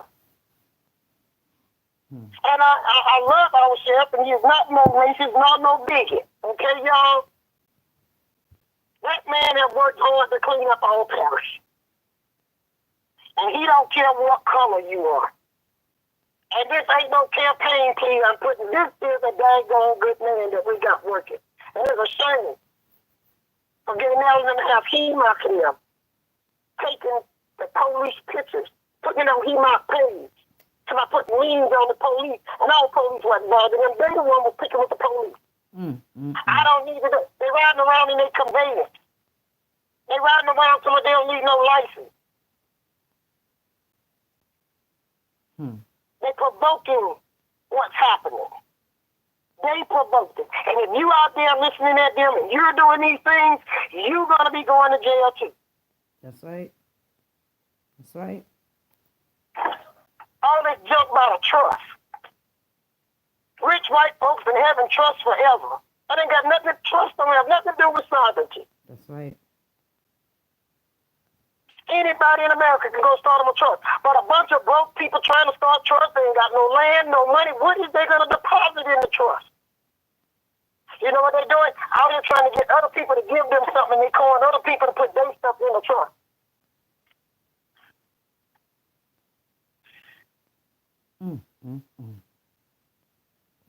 This looks bad. Now, Penny, I know the figure to this, but if you got a computer there right quick or whatever. Yes, ma'am. I see Roderick and Linda say they got 300 and some members. Sometimes they got 600, right? Yes. He's told me All right. that lie out of his mouth. Huh? He's told me that lie out of his mouth. Okay, I done heard it. Well, let's say he got it. Because I hear people say they pay dues to them. They ain't want nobody to pay dues to us, which we do help our people, and we are a legit tribe. Okay? Now, hear these fake people around here charging people $100 up front. At $100 times 300 people, that's a lot of money. Penny, figure it up. Yes, ma'am. Please, and write it on a piece of paper. So we can help these people keep their money in their pocket and use it in their community. Tonight. How much money that is, Penny? Well, $25 for 300 people, that's $7,500. Some cases they say they have 600 people, so that would be $15,000 That's right. Sometimes they say they got 6. How much money that is? Between $7,500 and $15,000 monthly. Okay, time 12 months. Right. Right.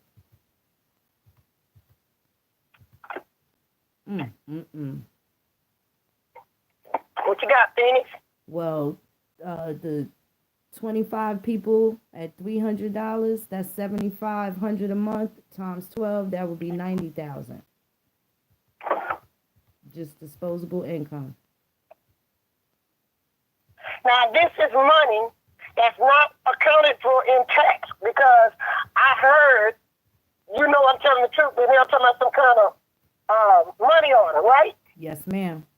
Yes, ma'am. So, okay, if you take and you pay this money to them in a $25 money order, is that not a money scam or a pyramid? That is correct, and that is how he took my money for the identifications back in 2016 through the mail. So we are now, right now, you and I are trying to tell our people that's listening to us that this is a pyramid being ran by people who once was Moors, Hebrew Israelites, Nuwapians. Yamasee. Yes. What else? Nuwapian with Dr. Malachi York. Yes. Yes. Who are now then took over in the Indian community with a pyramid scam. That is correct. So you go buy a $25 money order, 600 people, That's for 12 months. That's and give it to them. $180,000. What they got? How much that is? $180,000. Okay. But these are people that say Chief was robbing her people. And Chief is getting over on her people. And Chief kicking her people out when my people own their own houses. We need to be looking at that. We got a daggone undercover money pyramid ran by a bunch of people that done already got people locked up in Atlanta, New Orleans, and everywhere else. And all Genealogy and Roger did is link up with HEMA, and by 2015 they was full speed ahead. Right. Right. They already had their conspiracy together. HEMA just brought it to perfection. Who people really need to look at is Roderick Silvers. That's right. Deborah Cooper, and all of their people that they had. These are the people that brought it into Louisiana. These are the people that brought HEMA to Louisiana too. Yep. If y'all got these people on your page, you need to unfriend these people. And you need to tell other people on your page to do the same. That's right. And if you writing this stupid junk on your page that you end up getting you to my decolonizing, going up against the police, you're going to be going to jail too. Phoenix Moon kept telling y'all, we done went to Homeland Security. That's right. We done went to the FBI, and they still wouldn't listen. Yep. That was way before I was able to meet you. That was back in That's 2016 when we called Homeland Security. I heard you, okay? 2017, I took it to the FBI. In 2017, I started my investigation. Phoenix, I told you a long time back, I got to finish what I'm doing, and then we'll do this show. Yes, I have to finish that investigation, okay? Yes, ma'am. So now we know what's out there. We got, and I'm going to call his name. Ron Strongbow. Skyhand, yes. Skyhand, Ron, Chris Carter. Him. All of them names. You hear me, Ron? Because he likes to laugh when he say and do stuff. And I told him that laugh, I know that laugh.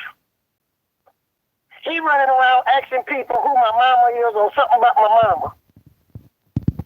What are you worrying about my mama for? I don't even know him. I don't know his mama. He say he live in Tennessee. I'm going to have to take the word on that. If anybody want to know why I'm out here calling your name, because you've been in my business, and I wasn't worrying about yours. But I see all of y'all is playing with this pyramid. And a pyramid is illegal in the United States. And collecting money by money order that's not reported to IRS is illegal. And I'm not saying this to save them. I'm saying this so y'all stop giving them your $25.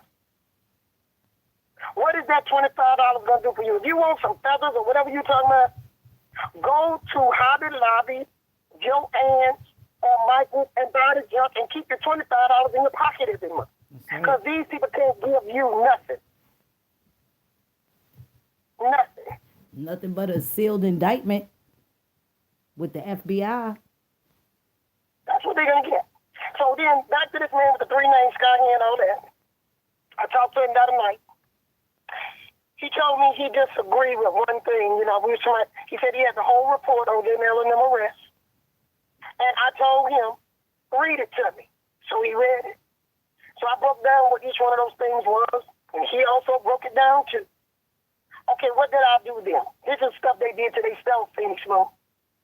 He comes talking about a computer was confiscated that they was making ID cards with. What that got to do with Chief Warhorse? Nothing. Stop slandering me.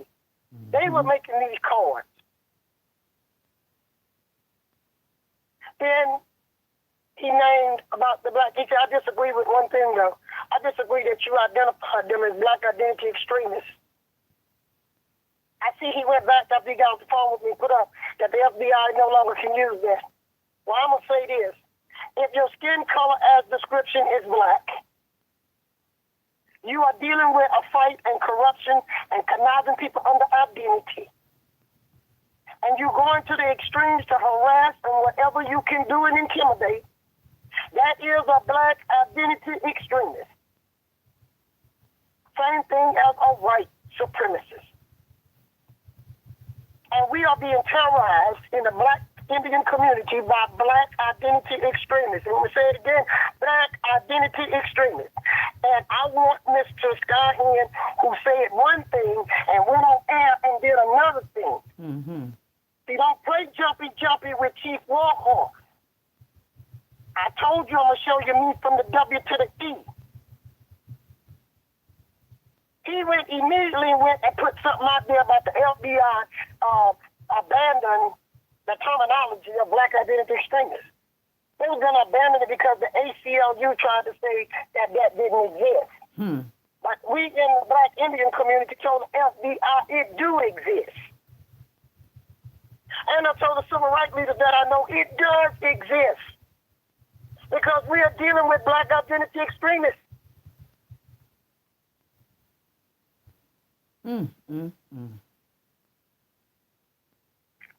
They're fighting for an identity that they're not even sure is theirs. Right. It's not about the identity, people. It's about that $25 per person calculate.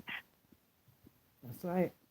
That And I talked to the dude, Henderson, the other night.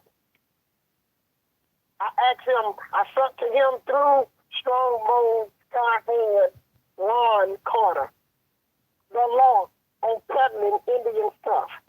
And you are not on the registered tribe. And before I could introduce myself to him, I said, I want to let you know I know who you are, and I want you to let me know properly that you know who I am. Let me introduce myself. My name is Chief Warhorse. I know that you are running a black market shop for Indian stuff that's illegal. I know you part of a fake Indian tribe. Yep. Called Shatta or whatever. Shatta They can be Oka. something, I believe. Mm-hmm. Yeah, that's fake. Fake. And this is some outside people from Mississippi, Michigan, New Orleans, who got together with some Creoles out of Lacombe, and I can prove it. He's known, if you remember. I told you and a couple other people a long time ago. Peter Kuzan was the head of the Creole Club, not no chief of no tribe. He got a charter in 2007 trying to get a Bayou Lacombe Choctaw tribe. And Roderick and Cyril and them picked that up. Okay? Mm. Now, it was fake. He chartered it in 2007. Anybody know how to pull something, just go to the state of Louisiana and pull the charter. It's easy to do that, right? Yes, ma'am. Yes, So ma'am. that's 3 attempts to overtake us with a charter. There's 3 charters up there. Make a long story short, here we go. These people with these $25 collection fees. John Anderson tells me, Linda, I told him, and he had told me Linda was his chief. I said she's fake too. Okay? And I asked him to take down that fake store. Because he had been put out there that he was coming to the Gulf Coast to sell trinkets for black, what do they call it? Spring break. If he come, I'm serious. I'll be make sure that complaint is found, and if he do it, he'll be an example of what it means not to sell Indian stuff. Because in Oklahoma, Mr. Waldo and them cannot do what he's trying to do. And they've been there for 200 and some years. So they're black marketing stuff. And you can get in trouble for sale and buy. So if you're buying that stuff, you can go to jail. If you're selling that stuff, you can go to jail. That's like selling drugs. Worse than selling drugs, because the fine is $250,000 to $1 million. Now, any of y'all out there got $250,000 to $1 million? Do it. You ain't gotta listen to chief. I don't ever make a chief bill on warpath. Right now, I'm like a sea guinea. I'm gonna protect my people. I've been pushed too far. I asked these people to go away. I even got things where Cyril put in writing that he's not affiliated. 2017, anymore with the Bayou Lacombe Choctaw. Took his name off the charter. What he did, ended up his wife want to be a queen so bad. They go get him another charter. Now she a queen. Around here washing people's feet and flowering cornmeal and all kind of stupid stuff like this. That's a distraction on what they really doing. They found a way. Because they see black people is so emotional about connecting to their ancestors. And they using you for $25. You got a taxi cab driver, Roderick. You got a man working at the airport, Chiapai. Yep. You got Danielle and Cyril and Lyrical Entertainment. You got Deborah, who need a doctor. She legally needs a doctor. She know that. Yes. Yes. That's legal. And these are the people who are going to get y'all in trouble. Any questions? I'll take a break for a cigarette while I'm getting me a little cold drink. Any questions? You guys have any questions? Y'all got any questions out there in the chat?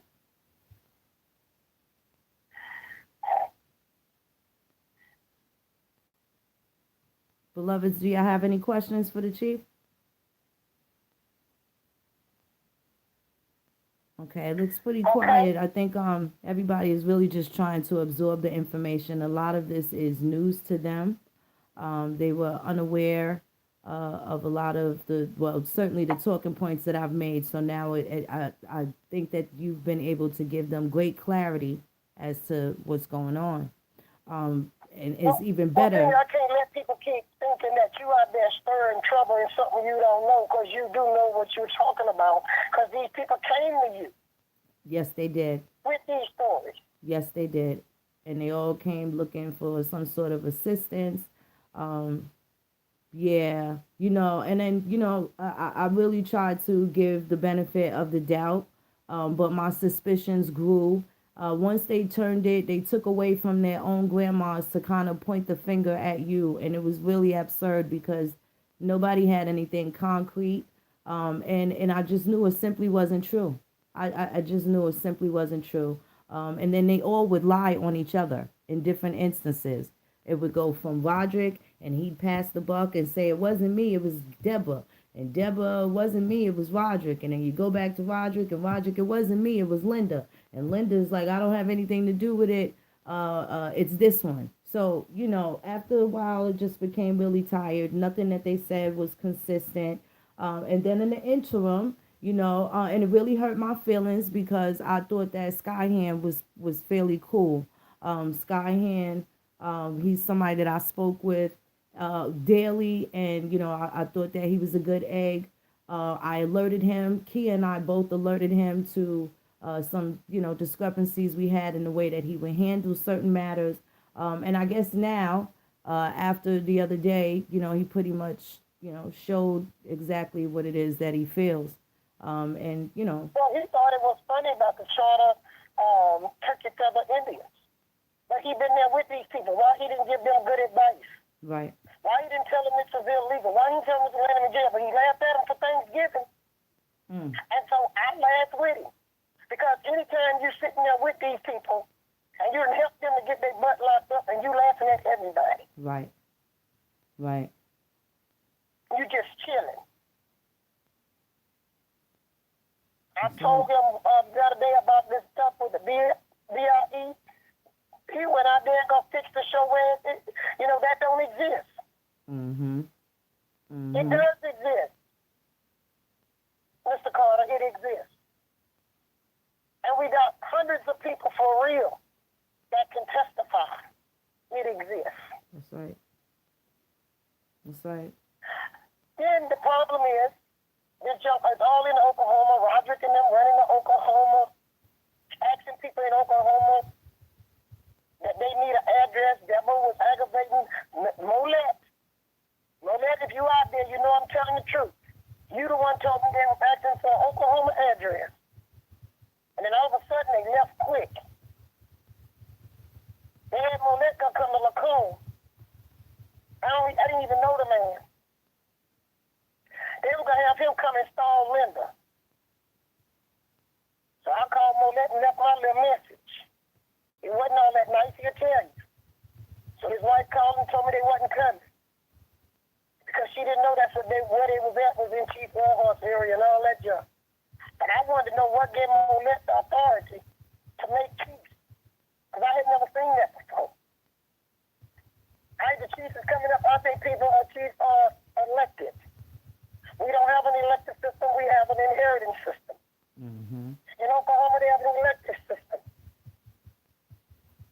Not somebody from the outside choose. He might chose Linda, whatever the heck they did. That's right.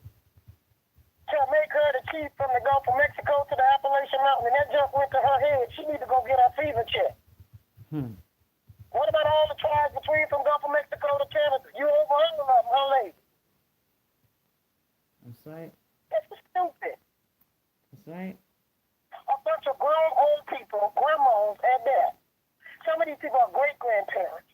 Instead of home enjoying their grandbaby, they out here playing some doggone Indian game. But some of them who collected them 20 money orders that they were bragging about,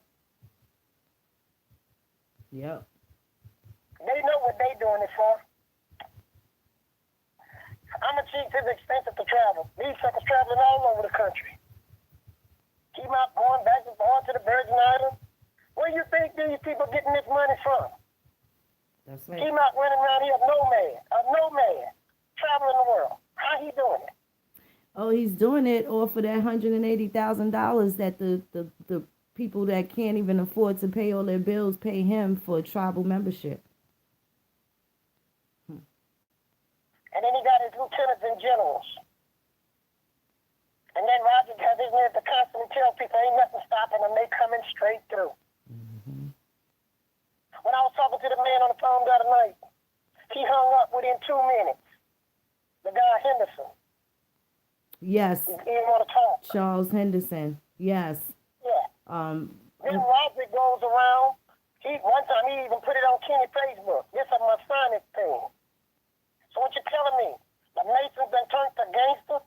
You telling me the Masons being used to terrorize black women and children and call them and use your Mason junk to call your brothers to terrorize people? That's what y'all doing with Masons? Right. Right.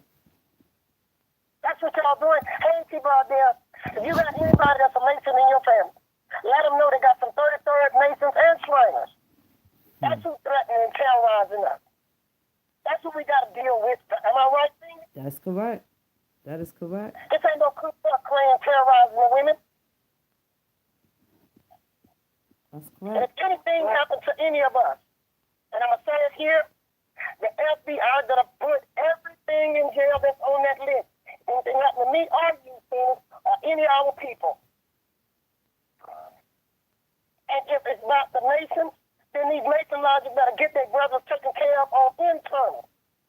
Because external, your brothers is terrorizing women and children. And I'm going to say this. Thank God. And this is not no campaign plea. I'm going to say it again. This is not a campaign plea. This is not a vote plea. And thank God Donald Trump signed that bill a couple of days before Thanksgiving to protect us women in the Indian country from people like that.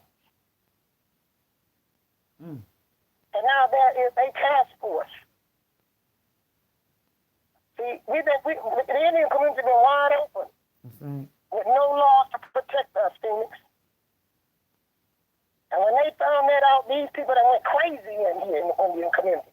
But Donald Trump signed that bill That's for right. a task force and to put money behind it so we can feel safe in our communities. That's right. That's right. So if you got your Mason brothers coming after us, Roderick, I got the FBI looking at y'all too. I have to go get protection for the Indian community, for the women and the children. You understand, Phoenix? That's right. Yes, ma'am. Yes, ma'am. Yes, So ma'am. y'all names on the list now. Y'all lied and said the government was looking for me. But you better check and see what they're looking for you for then. Right. Because y'all been terrorizing us. And I'm glad for the change. And I told the FBI, it's the first time y'all took the Indian community this serious and came to our rescue. Because y'all are terrorizing us. Yeah. And calling people up their money for a doggone money order, money scheme, untraceable money. That's right. And don't say I'm scandalizing or anything. I know right now I have it on a tape when it was told to somebody about the daggone money order. Am I right, Phoenix Moon? Yes, ma'am. Absolutely That's correct. how y'all doing the money order. That's a pyramid. Yep. Got money moving through the black community. Talking about it's the Indian money, and what you're doing is laundering money. That's right. That's right. That's right. And then they selling it to the people who refuse to do their due diligence. They just refuse to do their due diligence. And it's a shame because in the negligence and the passiveness from the Cheeto Paws and the Sky Hands, the ones that were actually around these men and taking pictures and on panels and Raspy Walls and all of these people that were taking, didn't take into consideration any of the things that people were saying about these guys. So that makes them They complicit. laughed. They Roderick thought it was laughed. funny. He laughed. That's right. That's right. Strongbow laughed. If any of y'all got these people on your Facebook, you need to unfriend them. And tell people do not give these people no $25. That is not what you do in Indian country. Mm-hmm. And if a tribe collect dues, there should be a state or federally recognized tribe. That's right. It takes money to work anything, I know that. But you don't have no tribe. There's a bunch of y'all getting people together from all over the country. Y'all got people y'all making chiefs that come from Africa and Jamaica. So that's why I put out the thing the other night. Me and Mr. Waldo, him from the Oklahoma side, sending it through to me. I'm son going to it by sending it out. Okay, Tina? Mm-hmm. And we letting them know. Later than that, people in that Yamasee Nation that Roger used to always try to tell us about, they went to jail for doing these type things. That's right. Bringing in foreigners, undocumented immigrants, and laundering money. That's right. That's right. And things you just said, it was a money order. If you look at this stuff, they're telling everybody to send it in a money order. A postal money order. That is a federal crime. You're taking it across state lines. There is no person that can protect the elders in Georgia that are getting their life savings stolen by these people. And then when the so-called Indians in the community see these people and see Hemok, they shake his hand. They want to take pictures with him. They don't confront him for that elder who he just shook down for $15,000, $20,000. And I'm having a hard time trying to understand, how do people think that this is okay? Is it because it didn't happen to your grandmother or your auntie or nobody took it from your mother that makes it okay? He stole from my children. I get downright crazy when I think that y'all want me to be passive on somebody that did that. That's somebody that's capable of that. That's just me. That's not even including the 4 or 5 other people, maybe as many as 7 people that tried to get the same IDs for their own children. Ron, you trying to call me. You know I'm on air. I'm not answering you while I'm on air. You didn't answer me when I tried to call you earlier either. So stop beeping in on this thing. This is too much, And now everybody, they throw the rocks and then want to hide their hands. I'm very disappointed in a couple of people. I really am. There's no need Ron Carter trying to call me right now about that. He went online after he was laughing the other night. He went online and added to this some more. He didn't take it serious. He added to it. Because he go on the FBI is not worried about the BIA because that was... No, sir. No, sir. You trying to help people think that this is okay instead of cleaning it up. I told you the other night, it's time to clean this junk up and shut it down. That's right. They did nothing. They perpetuated it. They perpetuated it all and then tried to hide their hands. If you didn't do nothing wrong, why would you want to hide the pictures with you in Colorado? If you didn't do nothing wrong, why is everybody so upset when we're commenting and just trying to have a conversation as to why the hell are y'all taking pictures in this with Hemok? Why is they giving workshops to teach people how to put a lien on police and file charges after they know they the one that's enticing the police so that they can file a suit that Hemok then taught them to do? That is correct. And ain't nobody told on them. They put it on the internet on Facebook. That's right. That's you told on yourself. You done got so arrogant with this because you done got away with intimidating women and children and old people till you done went to the point that you put your junk on Facebook. Y'all telling on yourself. That's right. Y'all tried to make me look like a sneezy dog. Because you get your group together and y'all bear witness to each other. Knowing you ain't from none of these towns. And I'll tell you, for... He might teach you how to disrespect people. Did you hear Hemok finish when he got on his little farewell? I don't think he got on nowhere speech. Yes. By Keith Warhorse for selling NAAIP membership. What I need to sell that junk for? I don't even like Hemok. Right. He looks stupid. Right. Right. Sell a membership trying to get you in jail. You know how you called me, Hemok. You went by David M. Hotel House and called me in 2017. Talking about you had just came back from the UN like you thought you was impressing me. David M. Hotel is my witness. You talked to me on the phone tonight. I'm coming through to my tribes and all would be coming to you. You wasn't coming to know me. You know that. Because I don't know you. First time I started seeing a Hemok in person is when you were staying with Genealogy and them on Dixie Ranch. Second time I saw a Hemok in person, and still we ain't talking me the time. Yeah. Is when I saw you in Lacombe out there come out installing Linda. And Roger, I was not scared. I come to get the picture so I can make sure Phoenix Moon and everybody know that y'all was lying. That's right. Y'all were all still together. And so was Gay Now. Y'all have been lying, y'all wasn't with it. That's just all like the lies y'all have been telling me. So I went to get the picture to make sure they got out there. That's right. That's right. I wasn't scared. What am I be scared my own town for?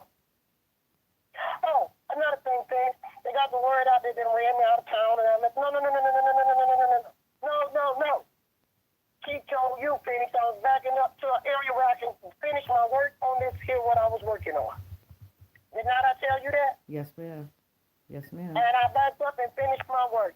I had to complete this investigation that the tribe had started. Okay? And again, I give the shout out for whatever agents or whoever got Donald Trump to sign that task force.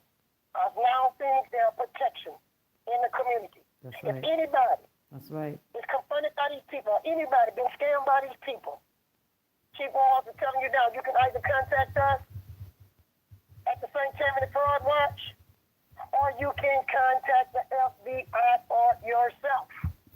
If you have given money to these people being misled, contact the FBI and tell them it is part of the black identity extremists that Chief Warhorse is talking about. That's right. And that you've been scammed by Hemok or Hemok tribes that he have created. That's right. And give them a statement. You do not have to give your name to the public. You can be a person that give a statement. If you know anybody been scammed, you need to make a report. And don't be ashamed to tell nobody you got scammed. Because I'm going to tell you, these are some smart suckers on scamming. They telling you they loving you to get their arm around you so they can stab you in the back. I am a victim. I am not the person who they tried to make me be. Like I was victimizing them. I am the victim. That's correct. And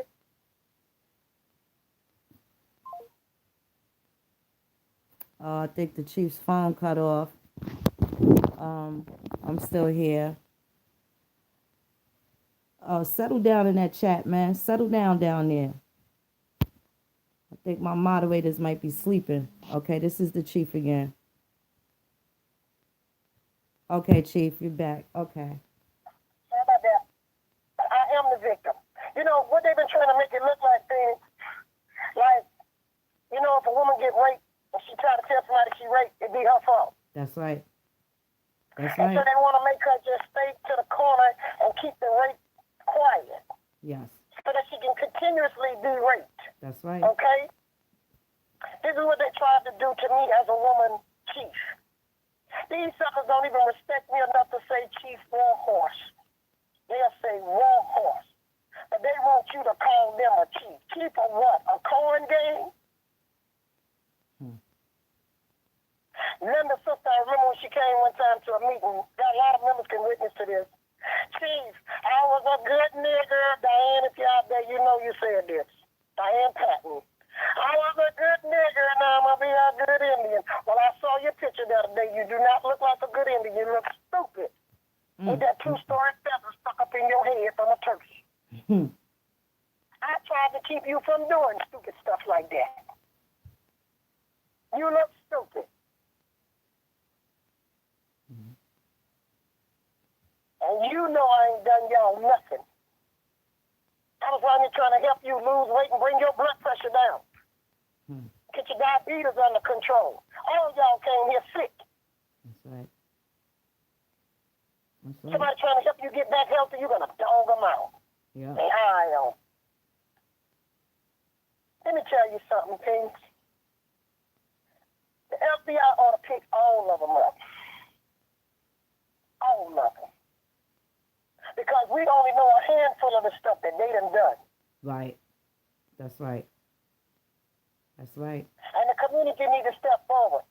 Because if y'all let these people get around and get away with what they're doing, the senior citizen and women and children, I told somebody the other day, all this Indians feathers up and everything, where the heck they children? How you got a tribe and nobody never saw no children with y'all doing nothing? You're not trying to build a college fund for the children? You're not trying to teach them to fish or hunt? Yeah. You know why? Because this ain't about the children in the future. This is about some old people who done fell short in life and done found them a good scam. This is about some people who want some attention. Cyril, no, you didn't need no attention. You was a legend. Why would you let somebody mess your name up? That's right. That's right. It took me a long time to get to this step, Cyril, because I did not want to put your name out there. I love your music. And I come to see your music and you are two different people. So you're just singing for the money because you ain't singing from your heart. Cyril, you told me over and over, Chief, you ain't never done me nothing. Chief, I never lied and told nobody you took nothing from me. And Cyril, you let your wife lie. You let your daughter lie. You let your son-in-law lie. And you didn't stop it, so you just as guilty. Because you know I ain't never done you nothing. That's right. I respected you as a legend from Louisiana. You 70-some years old letting people drag your name out here with some trash like this. And what's making people go, they think because you're a legend and you 70-some years old and a senior citizen, they think you leading them in the right direction and you leading people into the jailhouse.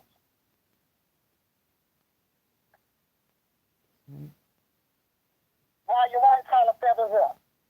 Chestnut checkers. While Roger sit back saying, nothing ain't stopping us, we going forward. Ain't no pope, priest, deacon, or nobody. Yeah, that's what he checks to me, Phoenix. Nothing stopping this. Nothing stopping the flow. What did he say? You make more this way than you do driving a taxi cab from the airport to the hotel. I don't know. But with the kind of money y'all reckoning, you ought to have a taxi fleet by now. And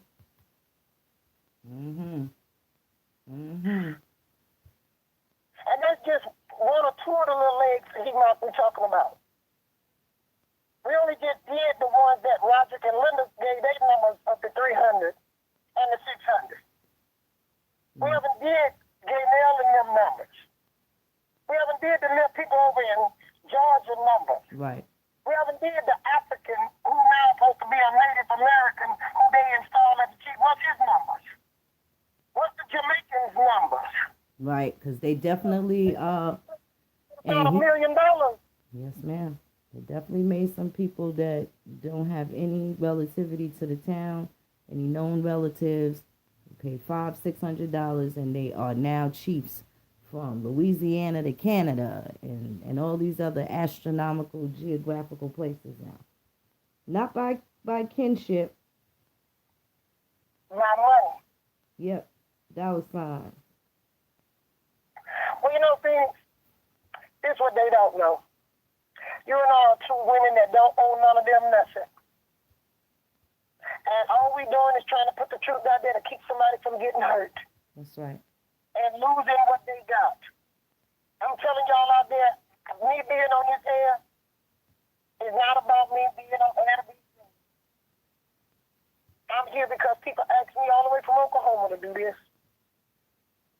Because they felt my voice was strong enough to be heard from the truth. I have no reason to lie. No reason. That's right. These people have been like terrorizing people and laughing. And they think it's funny. That's right. Thought it was funny when we were talking about how they just, robbed us and took our money and no explanation. I even witnessed them trying to place Kia in a present situation, which I knew was an absolute lie. And they had no idea that I was able to tell that they were lying.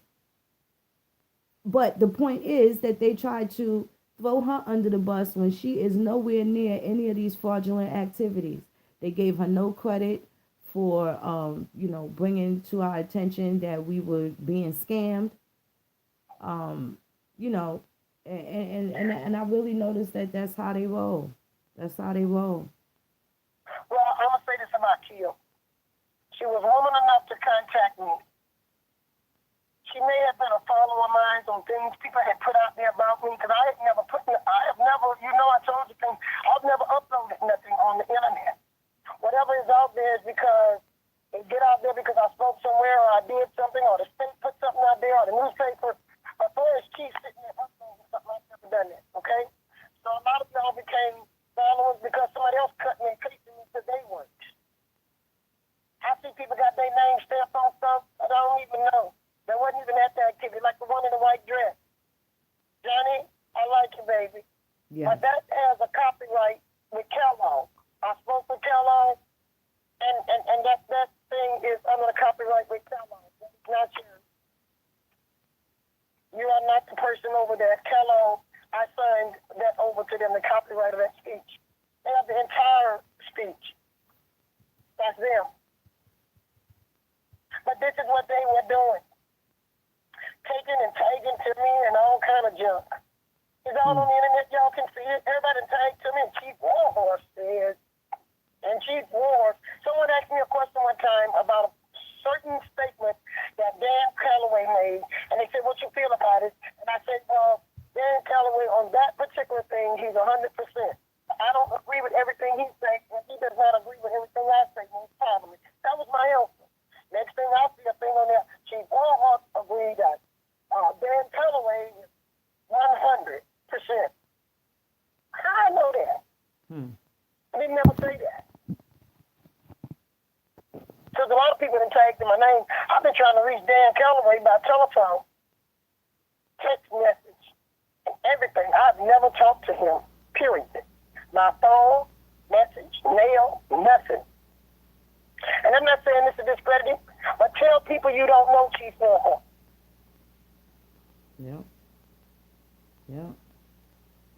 I talked to very few people out there. But everybody think they're the expert on Chief Warhorse. Never let me say nothing, never ask me nothing, they sticking for me. I can talk. I think y'all hear that right now. That's right.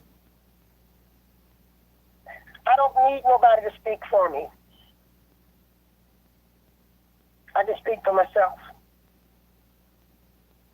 And I thank Phoenix for all that she have done to try to ruin the community, and I thank Kiel very highly for her contribution of trying to help even me figure out what was going on, because these fools is crazy. Yeah. But what I found out was a strategy so that when you tell somebody, like I told the FBI, they got this thing set up, people. If you go to tell somebody what's going on, you sound like you crazy. So then it makes you like, well, if I tell somebody what ain't happening, they gonna be thinking I'm crazy. So that's why I went to the FBI. And I told the FBI a couple of days ago, I want y'all to understand, I'm not no informant. I went straight on. This junk serious out here. Ain't no informant. I sent up a SOS, federal intervention, anything. Come get these crazy suckers. But what I want y'all to understand, they have made you maybe think that you crazy. If you go tell somebody what they done did. But if they done got your money, you need to call the FBI. And you need to tell the FBI, if you don't know how to get to the right agents that's investigating this, you can tell them You're calling about the case that Chief Warhorse was talking about that's going on in Indian country right now. And that somebody has taken advantage of you. And you won't get in trouble because you've been scammed. You the victim. We know who the victimizers are. Now y'all victims can step forward in secrecy in your own house by dialing your telephone and letting the FBI know that you've been paying $25 to some people who are with a charter organization. Roderick and Linda and Deborah do not have a state-recognized tribe. They have a charter. And they got a proclamation that has nothing to do with recognition. And they was able, maybe because she's in entertainment and still, they was able to get a proclamation through the city of New Orleans. But these proclamations, all you do in New Orleans is just type in about understanding, like you want to get one for your cat for the birthday. You can put in you want to get a proclamation for Poogie Poogie, the cat. And you'll get a proclamation, and a councilman will come out and present you with Poogie Poogie's proclamation. That's right. That is not a recognition as a tribe. And if you read that thing, that's not an acknowledgement either. That's not an acknowledgement. No, it just say you did contribution to New Orleans to keep the heritage alive. That didn't give you no recognition. None of these people have state recognition. They don't even have their own city, parish recognition. And some kind of way, I talked to the parish president of St. Tammany Parish. Her name is Pat Bristol. And things, do me a favor and call that office this week so you can verify what I'm saying. Yes, ma'am. Pat Bristol, assistant, and I had a long conversation. And she said that they had went through the DA office to see if they could give them this proclamation that they had. But it was not a recognition. It was for something that they were supposed to have been doing. And so they also called the DA to let them know what this proclamation was being used for. Right. Okay? It was being used wrongly. Okay? So if they really have recognition, they need to be going to the parish president and say, well, you know, Chief just lied on you. So I'm not going to be on air telling this if I did not talk to these people. That is not no recognition for St. Tammany Parish. Okay? And if that was really none of their concern, why would they take that proclamation to the state office looking for state and federal recognition? Well, they got put out of the state office. You can call them too. That's right. Well, he and them went and threatened and confronted and threatened in the lobby before they made it. Was the lead attorney for the Department of Louisiana Health and Hospital. Isn't that stupid? Ridiculous. Now, this is live and direct. This is all verifiable information. Y'all can look this up. You can most certainly call down there and ask them what happened. This is what these people are doing. This is the extremes that they are going through. That's why they black identity extremists, okay? When you crazy enough to go to a state office, and they say, the man told me he might threaten him, and then had his nerve to say, you know me? The man said, should I know you? Well, you gotta know me. And he gave him a call with his name, Hema. And the state called me to see was that the same people that was terrorizing our community and lying. And I told them what was their name, and they said, yep, that's them. They were escorted out. Tell them go back if they state recognized. That's right. That's right. Shouldn't be that hard. If that's who if they standing in their rightful place, shouldn't be that hard. It definitely wouldn't be all this hooting and hollering. If you $25 to some fake fraud people, then that's on you.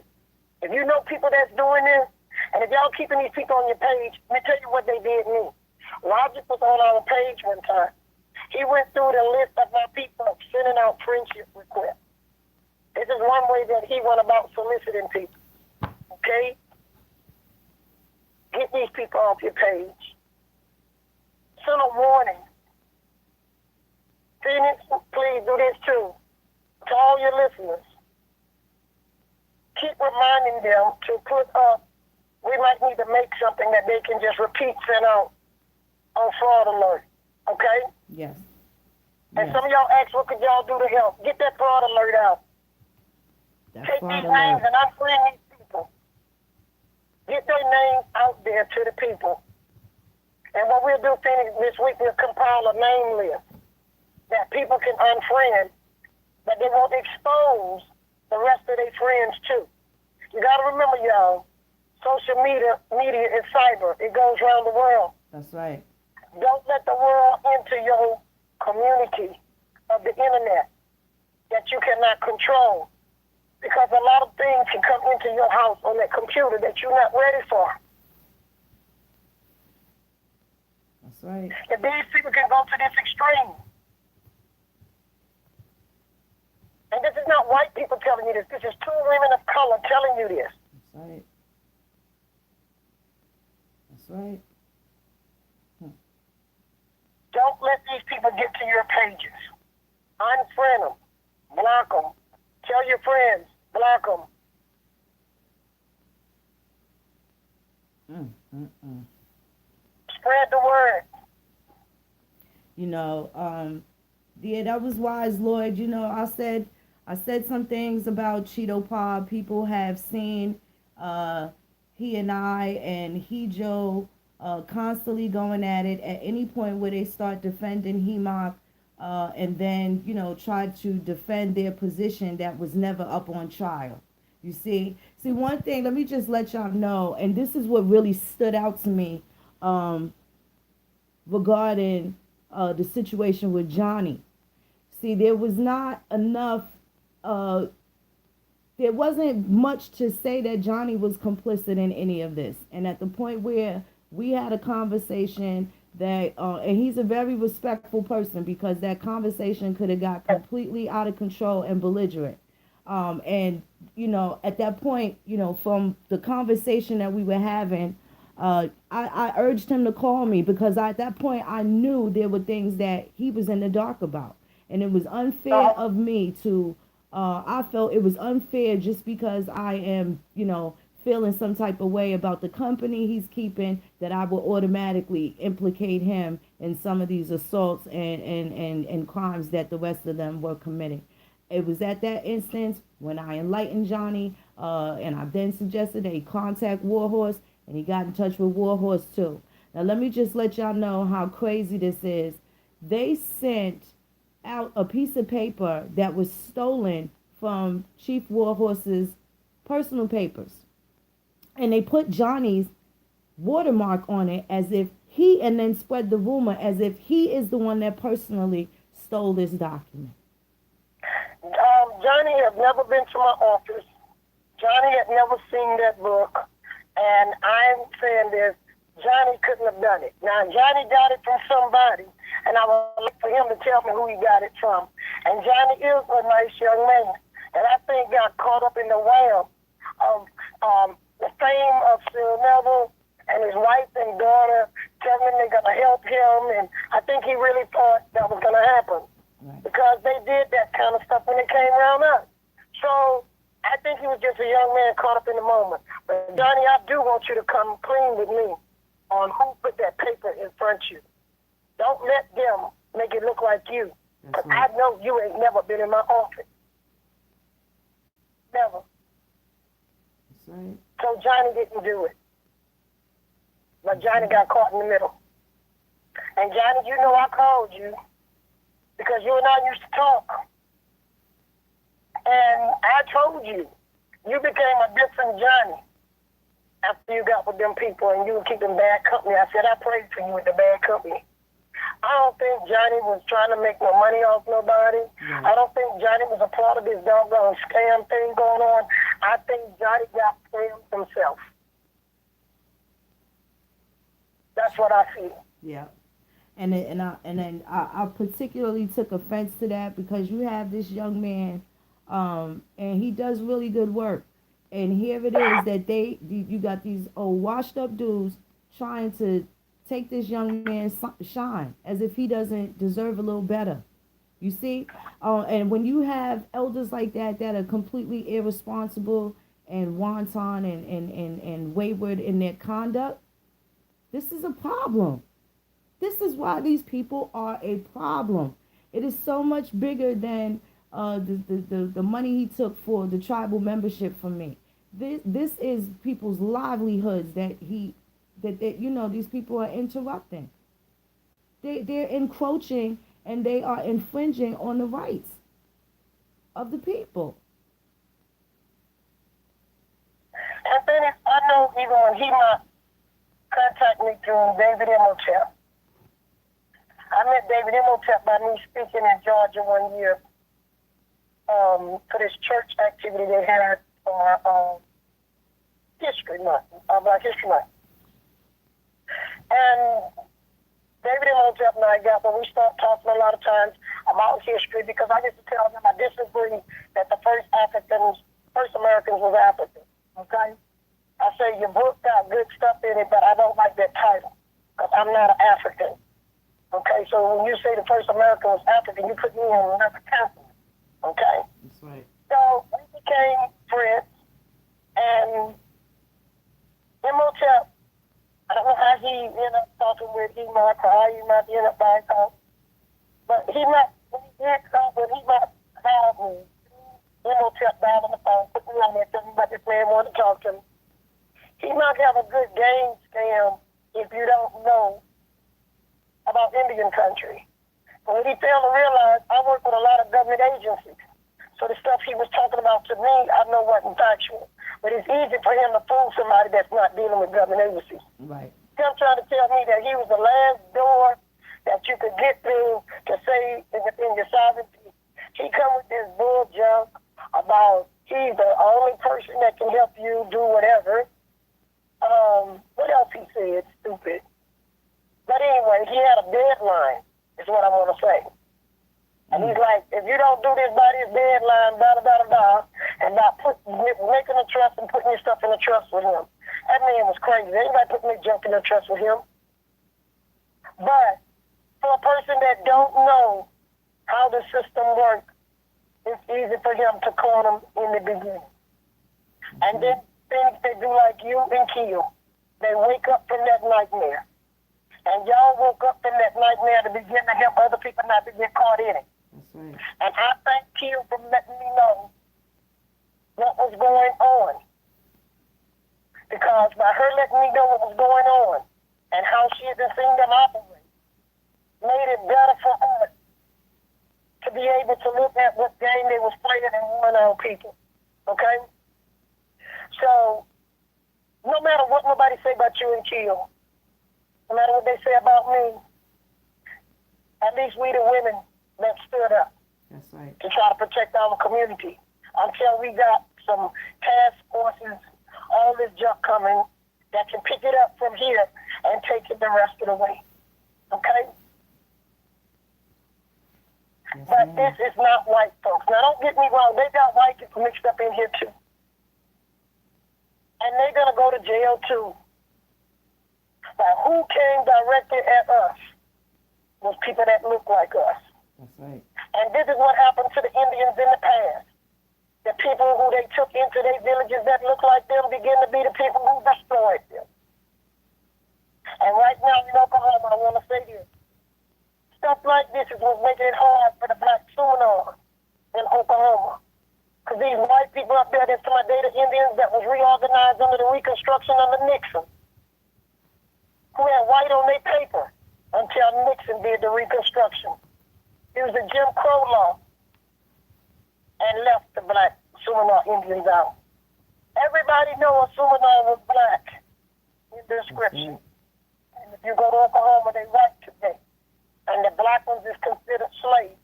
And we know the Seminole didn't have no slaves. But now they call freemen from being slaves. Anybody out there, she'd like to do homework.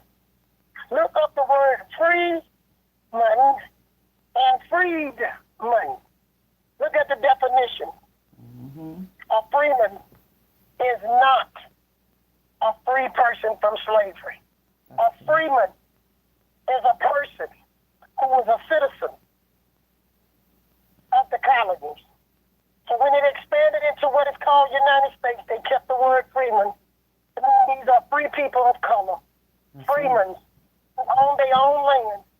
And the ones in Oklahoma have land patents to prove That is they are the correct. descendants of That the is Indians correct. that went with the Trail of Tears. This is what we got to be fighting, not this stupid joke with feathers, fake Indians with turkey feathers. Don't get mad because you get mad about the turkey feather. Because I'll sit down Thanksgiving and I'll listen to that strongbow laugh at y'all with the turkey feather. They got bigger issues than them turkey feather Indians. Oh no, you are right. But you still bumming with the turkey feather Indians. Strongbow. And trying to find a way to protect them and defend them. Strongbow. Skyhand. Ron Carter. That's my issue with you right now because we talked 2 nights in a row and you still trying to bail them out. Yeah. I did a live after or the day of that Gaynell and Lyrica and Ferdinand were booked into St. Tammany's Parish. And, you know, I did it in my fashion. You know, I mixed a little humor and comedy with a whole lot of truth. And, you know, the next morning he did a commentary, and I noticed a pattern of when I, you know, hold people accountable for some of these things and try to provoke a conversation. I noticed that either him or Cheeto Pod would go behind me and make a video basically alleviating some of the accountability and responsibility from the people that, you know, are absolutely guilty. This pattern remained and continued for quite some time. And, you know, I really just haven't said too much. And then you have Hijo insisting that he is, you know, family. Cheeto Pie insisting that they are family through a particular ancestor. He's not my cousin. He's everybody's cousin. Right. When I met Cheeto Pie, when he came with Roderick, he was wearing one of them daggone bands on his head, a red one. And to coming out of exile, I said he was a Washington Moore at that time. And so he done changed races a couple of times. He done changed his name too. I wish he'd tell me what in the heck is a residential. All these stupid titles they taking. Everybody a chief, nobody in there. You're a residential chief now. But you probably, you ain't hiding. You back there, brother. And you're not my cousin. I don't know you. You asked me to go meet your mama. I never did that either. Yeah. I don't know if you can say you're my cousin on the green side. Just somebody else cousin on the Carter side. Just let heck, you kidding everybody in the world. And you're right. Somewhere we all are kin. But you ain't in my immediate family nor my tribe. And you have had your nerve to make it look like I've been treating y'all wrong. I get food. Don't give it to my family. We don't have no commodities in this town. I won't give y'all a tractor. That was their mail and lyrical. Go buy a tractor. There was no concern. Buy a tractor. Nobody gives you a tractor. The USDA can give me. I bought my tractor. Paid notes on that tractor. Y'all told all them lies. I give white folks food, y'all saying I don't feed my people. My people have jobs. The one that's on the one, and I think that's what y'all need to do. But Chippa is not my family member. But I heard he also say he came to me. Yeah, he's definitely expressed that we may be cousins. I was on the phone with them for about 2 hours, and there was no connection. Literally, they would mention, Hijo specifically would mention thousands of names, and I couldn't place any. And I said it's not through my maternal line or my paternal line. So, you know, that ended up being fruitless. And then with that type of behavior, please don't try to attach yourself to my kinfolk. And don't touch me. And Ron, you know, you done laughed at all of them with their charter tribes. proclamation and their tribal trust. So just be clear. Yep. Either you with that stupid junk or you not. One or the other. But some kind of way, like you say, your people, my people cross up. Well, somewhere between your people and my people crossing up, brother, the truth is getting untangled. That's right. That's right. So, you need to get yourself straight. And the other people on the other side, they was running around looking for somebody to help them in the first place, and they back to running around looking again. That is right. What you need to be looking at is you need to shut down that store selling illegal black market Indian products. That's against the law. And you cannot say y'all haven't been notified, because I'll let you know here now, and I sent it to y'all. And it's posted on my webpage and Mr. Waldo's webpage. Yes. And you know what? They don't care if they make it hard on the people in Oklahoma or not, as long as they get the money orders. Now, all y'all people that sending money orders, step up. Phoenix Moon made it understood. It was this money order and all this stuff too. There's enough people that know that. Matter of fact, we got another lady that's been stepped forward. Phoenix. Mr. Waldo gonna be talking to her, and so am I, because I know her. Okay. And here she was asked for $100 down and $25 a month. She just didn't fall for it. And they got their nerve to send these packages out. Like the application never sent to you. What they did, took our application, redid it over with their name on it, and that's what was in that package. Now, what is these people doing with y'all Social Security numbers out there? What are these people doing with your genealogy? They have no idea what they're doing with it. You don't send your information to nobody that you don't know online. That's right. You ain't got no business telling your family business to strangers. You don't know what they're doing with it, because they're not trustworthy. That's right. Identity theft is a serious thing. When you give people that much information on you, that can be used for identity theft. Somebody told me they can do a background check to see something about your financial status. Why do they have to do that? Ain't no trial got to check your financial status. And that's what someone told me. They want your Social Security number so they can do a financial background check on you. Well, why do a trial have to do a background check on you like that, Phoenix? That's right. See what it is they could steal from you. Granny traffic. What's your net worth? Y'all, this is very serious. We started up St. Timothy Parish Fraud Watch 2.5 years ago. I suggest any of y'all that's out there on this internet, y'all need to get involved with some kind of fraud watch. Phoenix has a very good outreach, and it's a good place. And I'm sure if you inbox her, she'll help direct you to the right source to get through to get some of the hell that's going on. And I want y'all to know, do not let nobody tell you all Masons are bad. These people go around on the internet slamming civil rights leaders. And they want to talk about what civil rights leaders. I'll tell you about Chief Warhorse. She even been on stage with Jesse Jackson. That ain't no secret. Everybody around me knows that I'm a civil rights leader. You thought you had a secret? I'm a civil rights leader of a national, well-known, international civil rights organization, SCLC. I was a board member for a good while. On stage with a lot of civil rights leaders. So what that was supposed to do? Discredit me? Then they got to move to fight Harriet Tubman, to fight Martin Luther King. He's dead. This is what black people are doing to their own community. You're fighting Harriet Tubman. He was an Eastern Star, and she helped people get to safety. She had a network.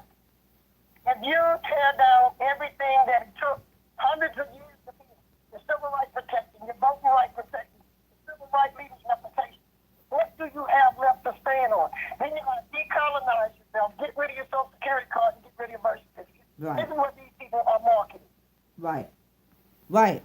And they're saying that they are not citizens and they are outside of the jurisdiction of the United States, but yet they want the benefits of the rights of Indians as a United States citizen. So they're very contradictory in scope, very conflicting messages, and their practices don't line up to what it is that they're saying out their mouths. And they have been talking about this trust, and now that HEMOC has made this little exit stage left video, he made it very he made sure that he stressed in that video that he never told Gaynell or any of those people to do any of those things. That's what he said in that video, huh? Yes, ma'am. So Yes, he ma'am. signed off, and he mentioned my name on the video that I'm an award of the government or something because when you get recognized, you're an award. Okay, they're trying to be a award or something when they went to the state of Louisiana trying to get recognition. Am I right? That is correct. So these fake people is talking double tongued, split tongued people. Now, the next thing we got to look at is with HEMA, he set them up, and now he done disappeared on them. Yeah. And they don't know this scam. They haven't mastered it, the paper end of it, okay, as he did. Because he's been doing this jump for a long time from one more scam to another. Oh, yeah. And then you got Chia Prize that are telling about Pangea. Pangea ain't going to help you with this. He's still stuck on Pangea. Oh, Pangea, and also the Empress, Washita, Verdiasi, and also, Mansa Musa traveled to Louisiana during DeSoto time. Just a bunch of plethora of information, but most importantly, the granny traffic. Hey cousin, inserting themselves and stuff like that. Man, I made it very clear who, through sharing genealogy, we have the exact same grandmothers. I named them. I literally called them cousin. Because they really are. We have 10 and 20 different common ancestors in common. Well, I'm tired of these people trying to make my cousin never prove it to me. Okay? He's yet to prove it. He's yet to prove any relativity to any Indians at all. There is no such as Shatagola or whatever. Look, I live down here in case you don't know what they talking about. A shot to Okra. Okay? And then you got the Chukahukamukas or whatever the heck the other one is, Homo Chapatulas. Boy, their name long. Mm-hmm. Mm-hmm. And why are they changing from their real name to the point that you don't even know who they is no more? Right. Then I don't know if you saw a thing from where they didn't have to go charter them a court. Mm. The Chapatulas got them a Chapatula Indian something business court. Put it up on the, I'm going to send it to you because I screenshot it. Mm. Mm. Okay? Now, how the heck these people ain't recognized, don't have to answer to no laws in the United States. They went and chartered them a court. Right. Right. No government to government relationship. That completely escaped them. There's a bunch of nuts loose. Rambling. And the thing is to get people to be their friend on Facebook, and then they start trying to run this scam there. Then you got Ron Carter who makes beautiful stuff. Not Ron Carter, Charles Henderson. Charles Henderson. I'm sorry about that, Ron. Charles Henderson, you have very beautiful work, but it's still being done illegally. Marketed illegally, black marketing. Because you are not legally certified to do those things. And BIA will handle that. Because they're the one who watches out for that. Right. And all of this little stuff y'all been doing under the cover is fixing to come out. Because, first of all, you're not in a recognized tribe to authorize you by the law to do that. Mm-hmm. Mm-hmm. So you are breaking the law. And I also want to say all Masons is not participant in y'all corruption. So stop trying to scare people into Masonic order. Stop it. The Masons are supposed to protect women and children in the community. And y'all are terrorizing the women and the children. Yeah. And y'all got to realize a lot of us got a whole lot of Masons in our family. That's right. That's right. And don't y'all believe that junk that people telling you about the Masons to kill their own children and they white? Don't believe that junk. That's crooks when they doing that. That's criminals, disrespectful people. That's right. They got some good people out there. And believe me, I've been talking to some Mason brothers about what y'all are doing. And they sure don't like it. That's right. I know a lot of them. And I've been calling them one by one and showing them what y'all are doing. Making sure they get y'all name too. And like I told them, if we start dropping like flies, Phoenix, check their brothers. Okay? That's right. Check your brothers who are terrorizing the women and children. Then they got their nerve to say they ain't no punk. What big giant men get up there and take pictures with their guns and want to show their muscles to women? To try to scare us? Heck no. They got some men with muscles.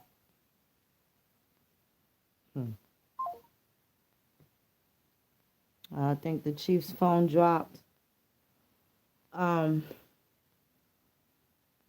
Yeah, so, beloveds, this is the truth that's been long overdue. Long overdue. And I know for a fact there's plenty more. And it's always wrapped up in one show. That was definitely. Okay, sorry about that. No, that's okay, Chief. That's okay. But, okay, call it out. Let me explain something to them. Because this is serious. A lot of people don't know these subtle threats, things that we all have been facing, including you. That's right. Because they I don't know who's doing it, but it's in their groups. They know who they are. Trying to keep getting you kicked off Facebook so you wouldn't have a way to get to your audience. Right. And you still done made it to your audience, and we still got a chance to tell the story. We might be delayed a little bit. But I want y'all to know that they're trying every conniving thing they can try to keep us from getting the word out about this fraud that's going on in America and other states right now, other countries. And what's bad about it, this thing that went all into Canada. We got people monitoring it in Canada. You got people that got involved with this, with Roderick and them, through their masking Indian stuff. Come on, they shot that girl or whatever. They got a gentleman work for the Catholic Church. His name is Augustine. Trying to think of it. Ansel Augustine. Yep. Ansel Augustine is not a part of us. He's not shot out nothing. How Ansel Augustine come into the picture, Noreen and them, and Stu, these are members of the tribe who works with the Catholic Church with the Black and Indian Mission. They're the liaison between us and the Catholic Church and the diocese. They asked us one year to meet with this white guy, Tom, and to meet with Ansel Augustine. So my first time meeting Ansel Augustine was at St. Genevieve's Church with a meeting that the deacon set. We was to do several things with Ansel. Ansel had done nothing with us, and I did not know Ansel and Roderick was that close. But supposedly, he was going to help with funding for different things we was working in. Ansel never gave us nothing or spoke on our behalf. Come to find out, Ansel Augustine is a friend of Roderick, and he also masses with Roderick. Right. So next thing I'm seeing way in Canada is Ansel Augustine being wrapped up with a blanket at the part of Bayou Lacombe, Chapagoula, okay, or whatever they use. Ansel Augustine is not a part of the Choctaw tribe or the Choctaw people. So how did he become a Choctaw chief? He's a chief too, all right? Everybody's a chief, no Indian. So he used to work with Black and Indian Mission in New York. He never answered Noreen and them phone calls. He never did anything for the Indian community. But he would come home for Mardi Gras. His mind is on Mardi Gras. He was on Black and Indian Mission, but he was not doing anything in Indian country. Because not no Black Indians. So I went to the Catholic church about it. Logic sent me a text. No deacon, priest, pope, or nobody was going to stop their flow. Well, the Catholic Church got enough mess with child molestation and everything else they fighting, and now here they got people in here that's calling to India, working supposedly to help Indians, working supposedly with the youth of the church. These are type people that's getting into prison, working with other people's children, while running scams with their friends. He's in that picture with Hemop too. Okay? He also was in the picture when they went to get the proclamation that wasn't really a recognition. And it was not a tribal proclamation. That's right. When he says that he so they use was a Santa when historian. it's convenient, and they use Bayou Lacombe when it's convenient. And sometimes they hook the two together. But that man is not part of the Indian community. I met him through the church. So I went back to the church and told them, don't send nobody to meet us no more. Because all you sent us was a crook. And so he's in some of these type nights or something or whatever. One of them fraternity type style junk or orders. So then I got them all playing their games. The church knew this man was not an Indian because he's not even registered as an Indian with the church. So this game being played in a lot of places. That's right. He is not even a citizen of St. Tammany Parish, never lived in St. Tammany Parish, but him and Deborah and Roderick and Linda who connected a fake recognition from the parish. This is ridiculous, okay? This is really ridiculous. And even what I'm talking about, it sounds crazy. But y'all, it's really happening. That's right. Go to Deborah Cooper's page and look at how she rode along.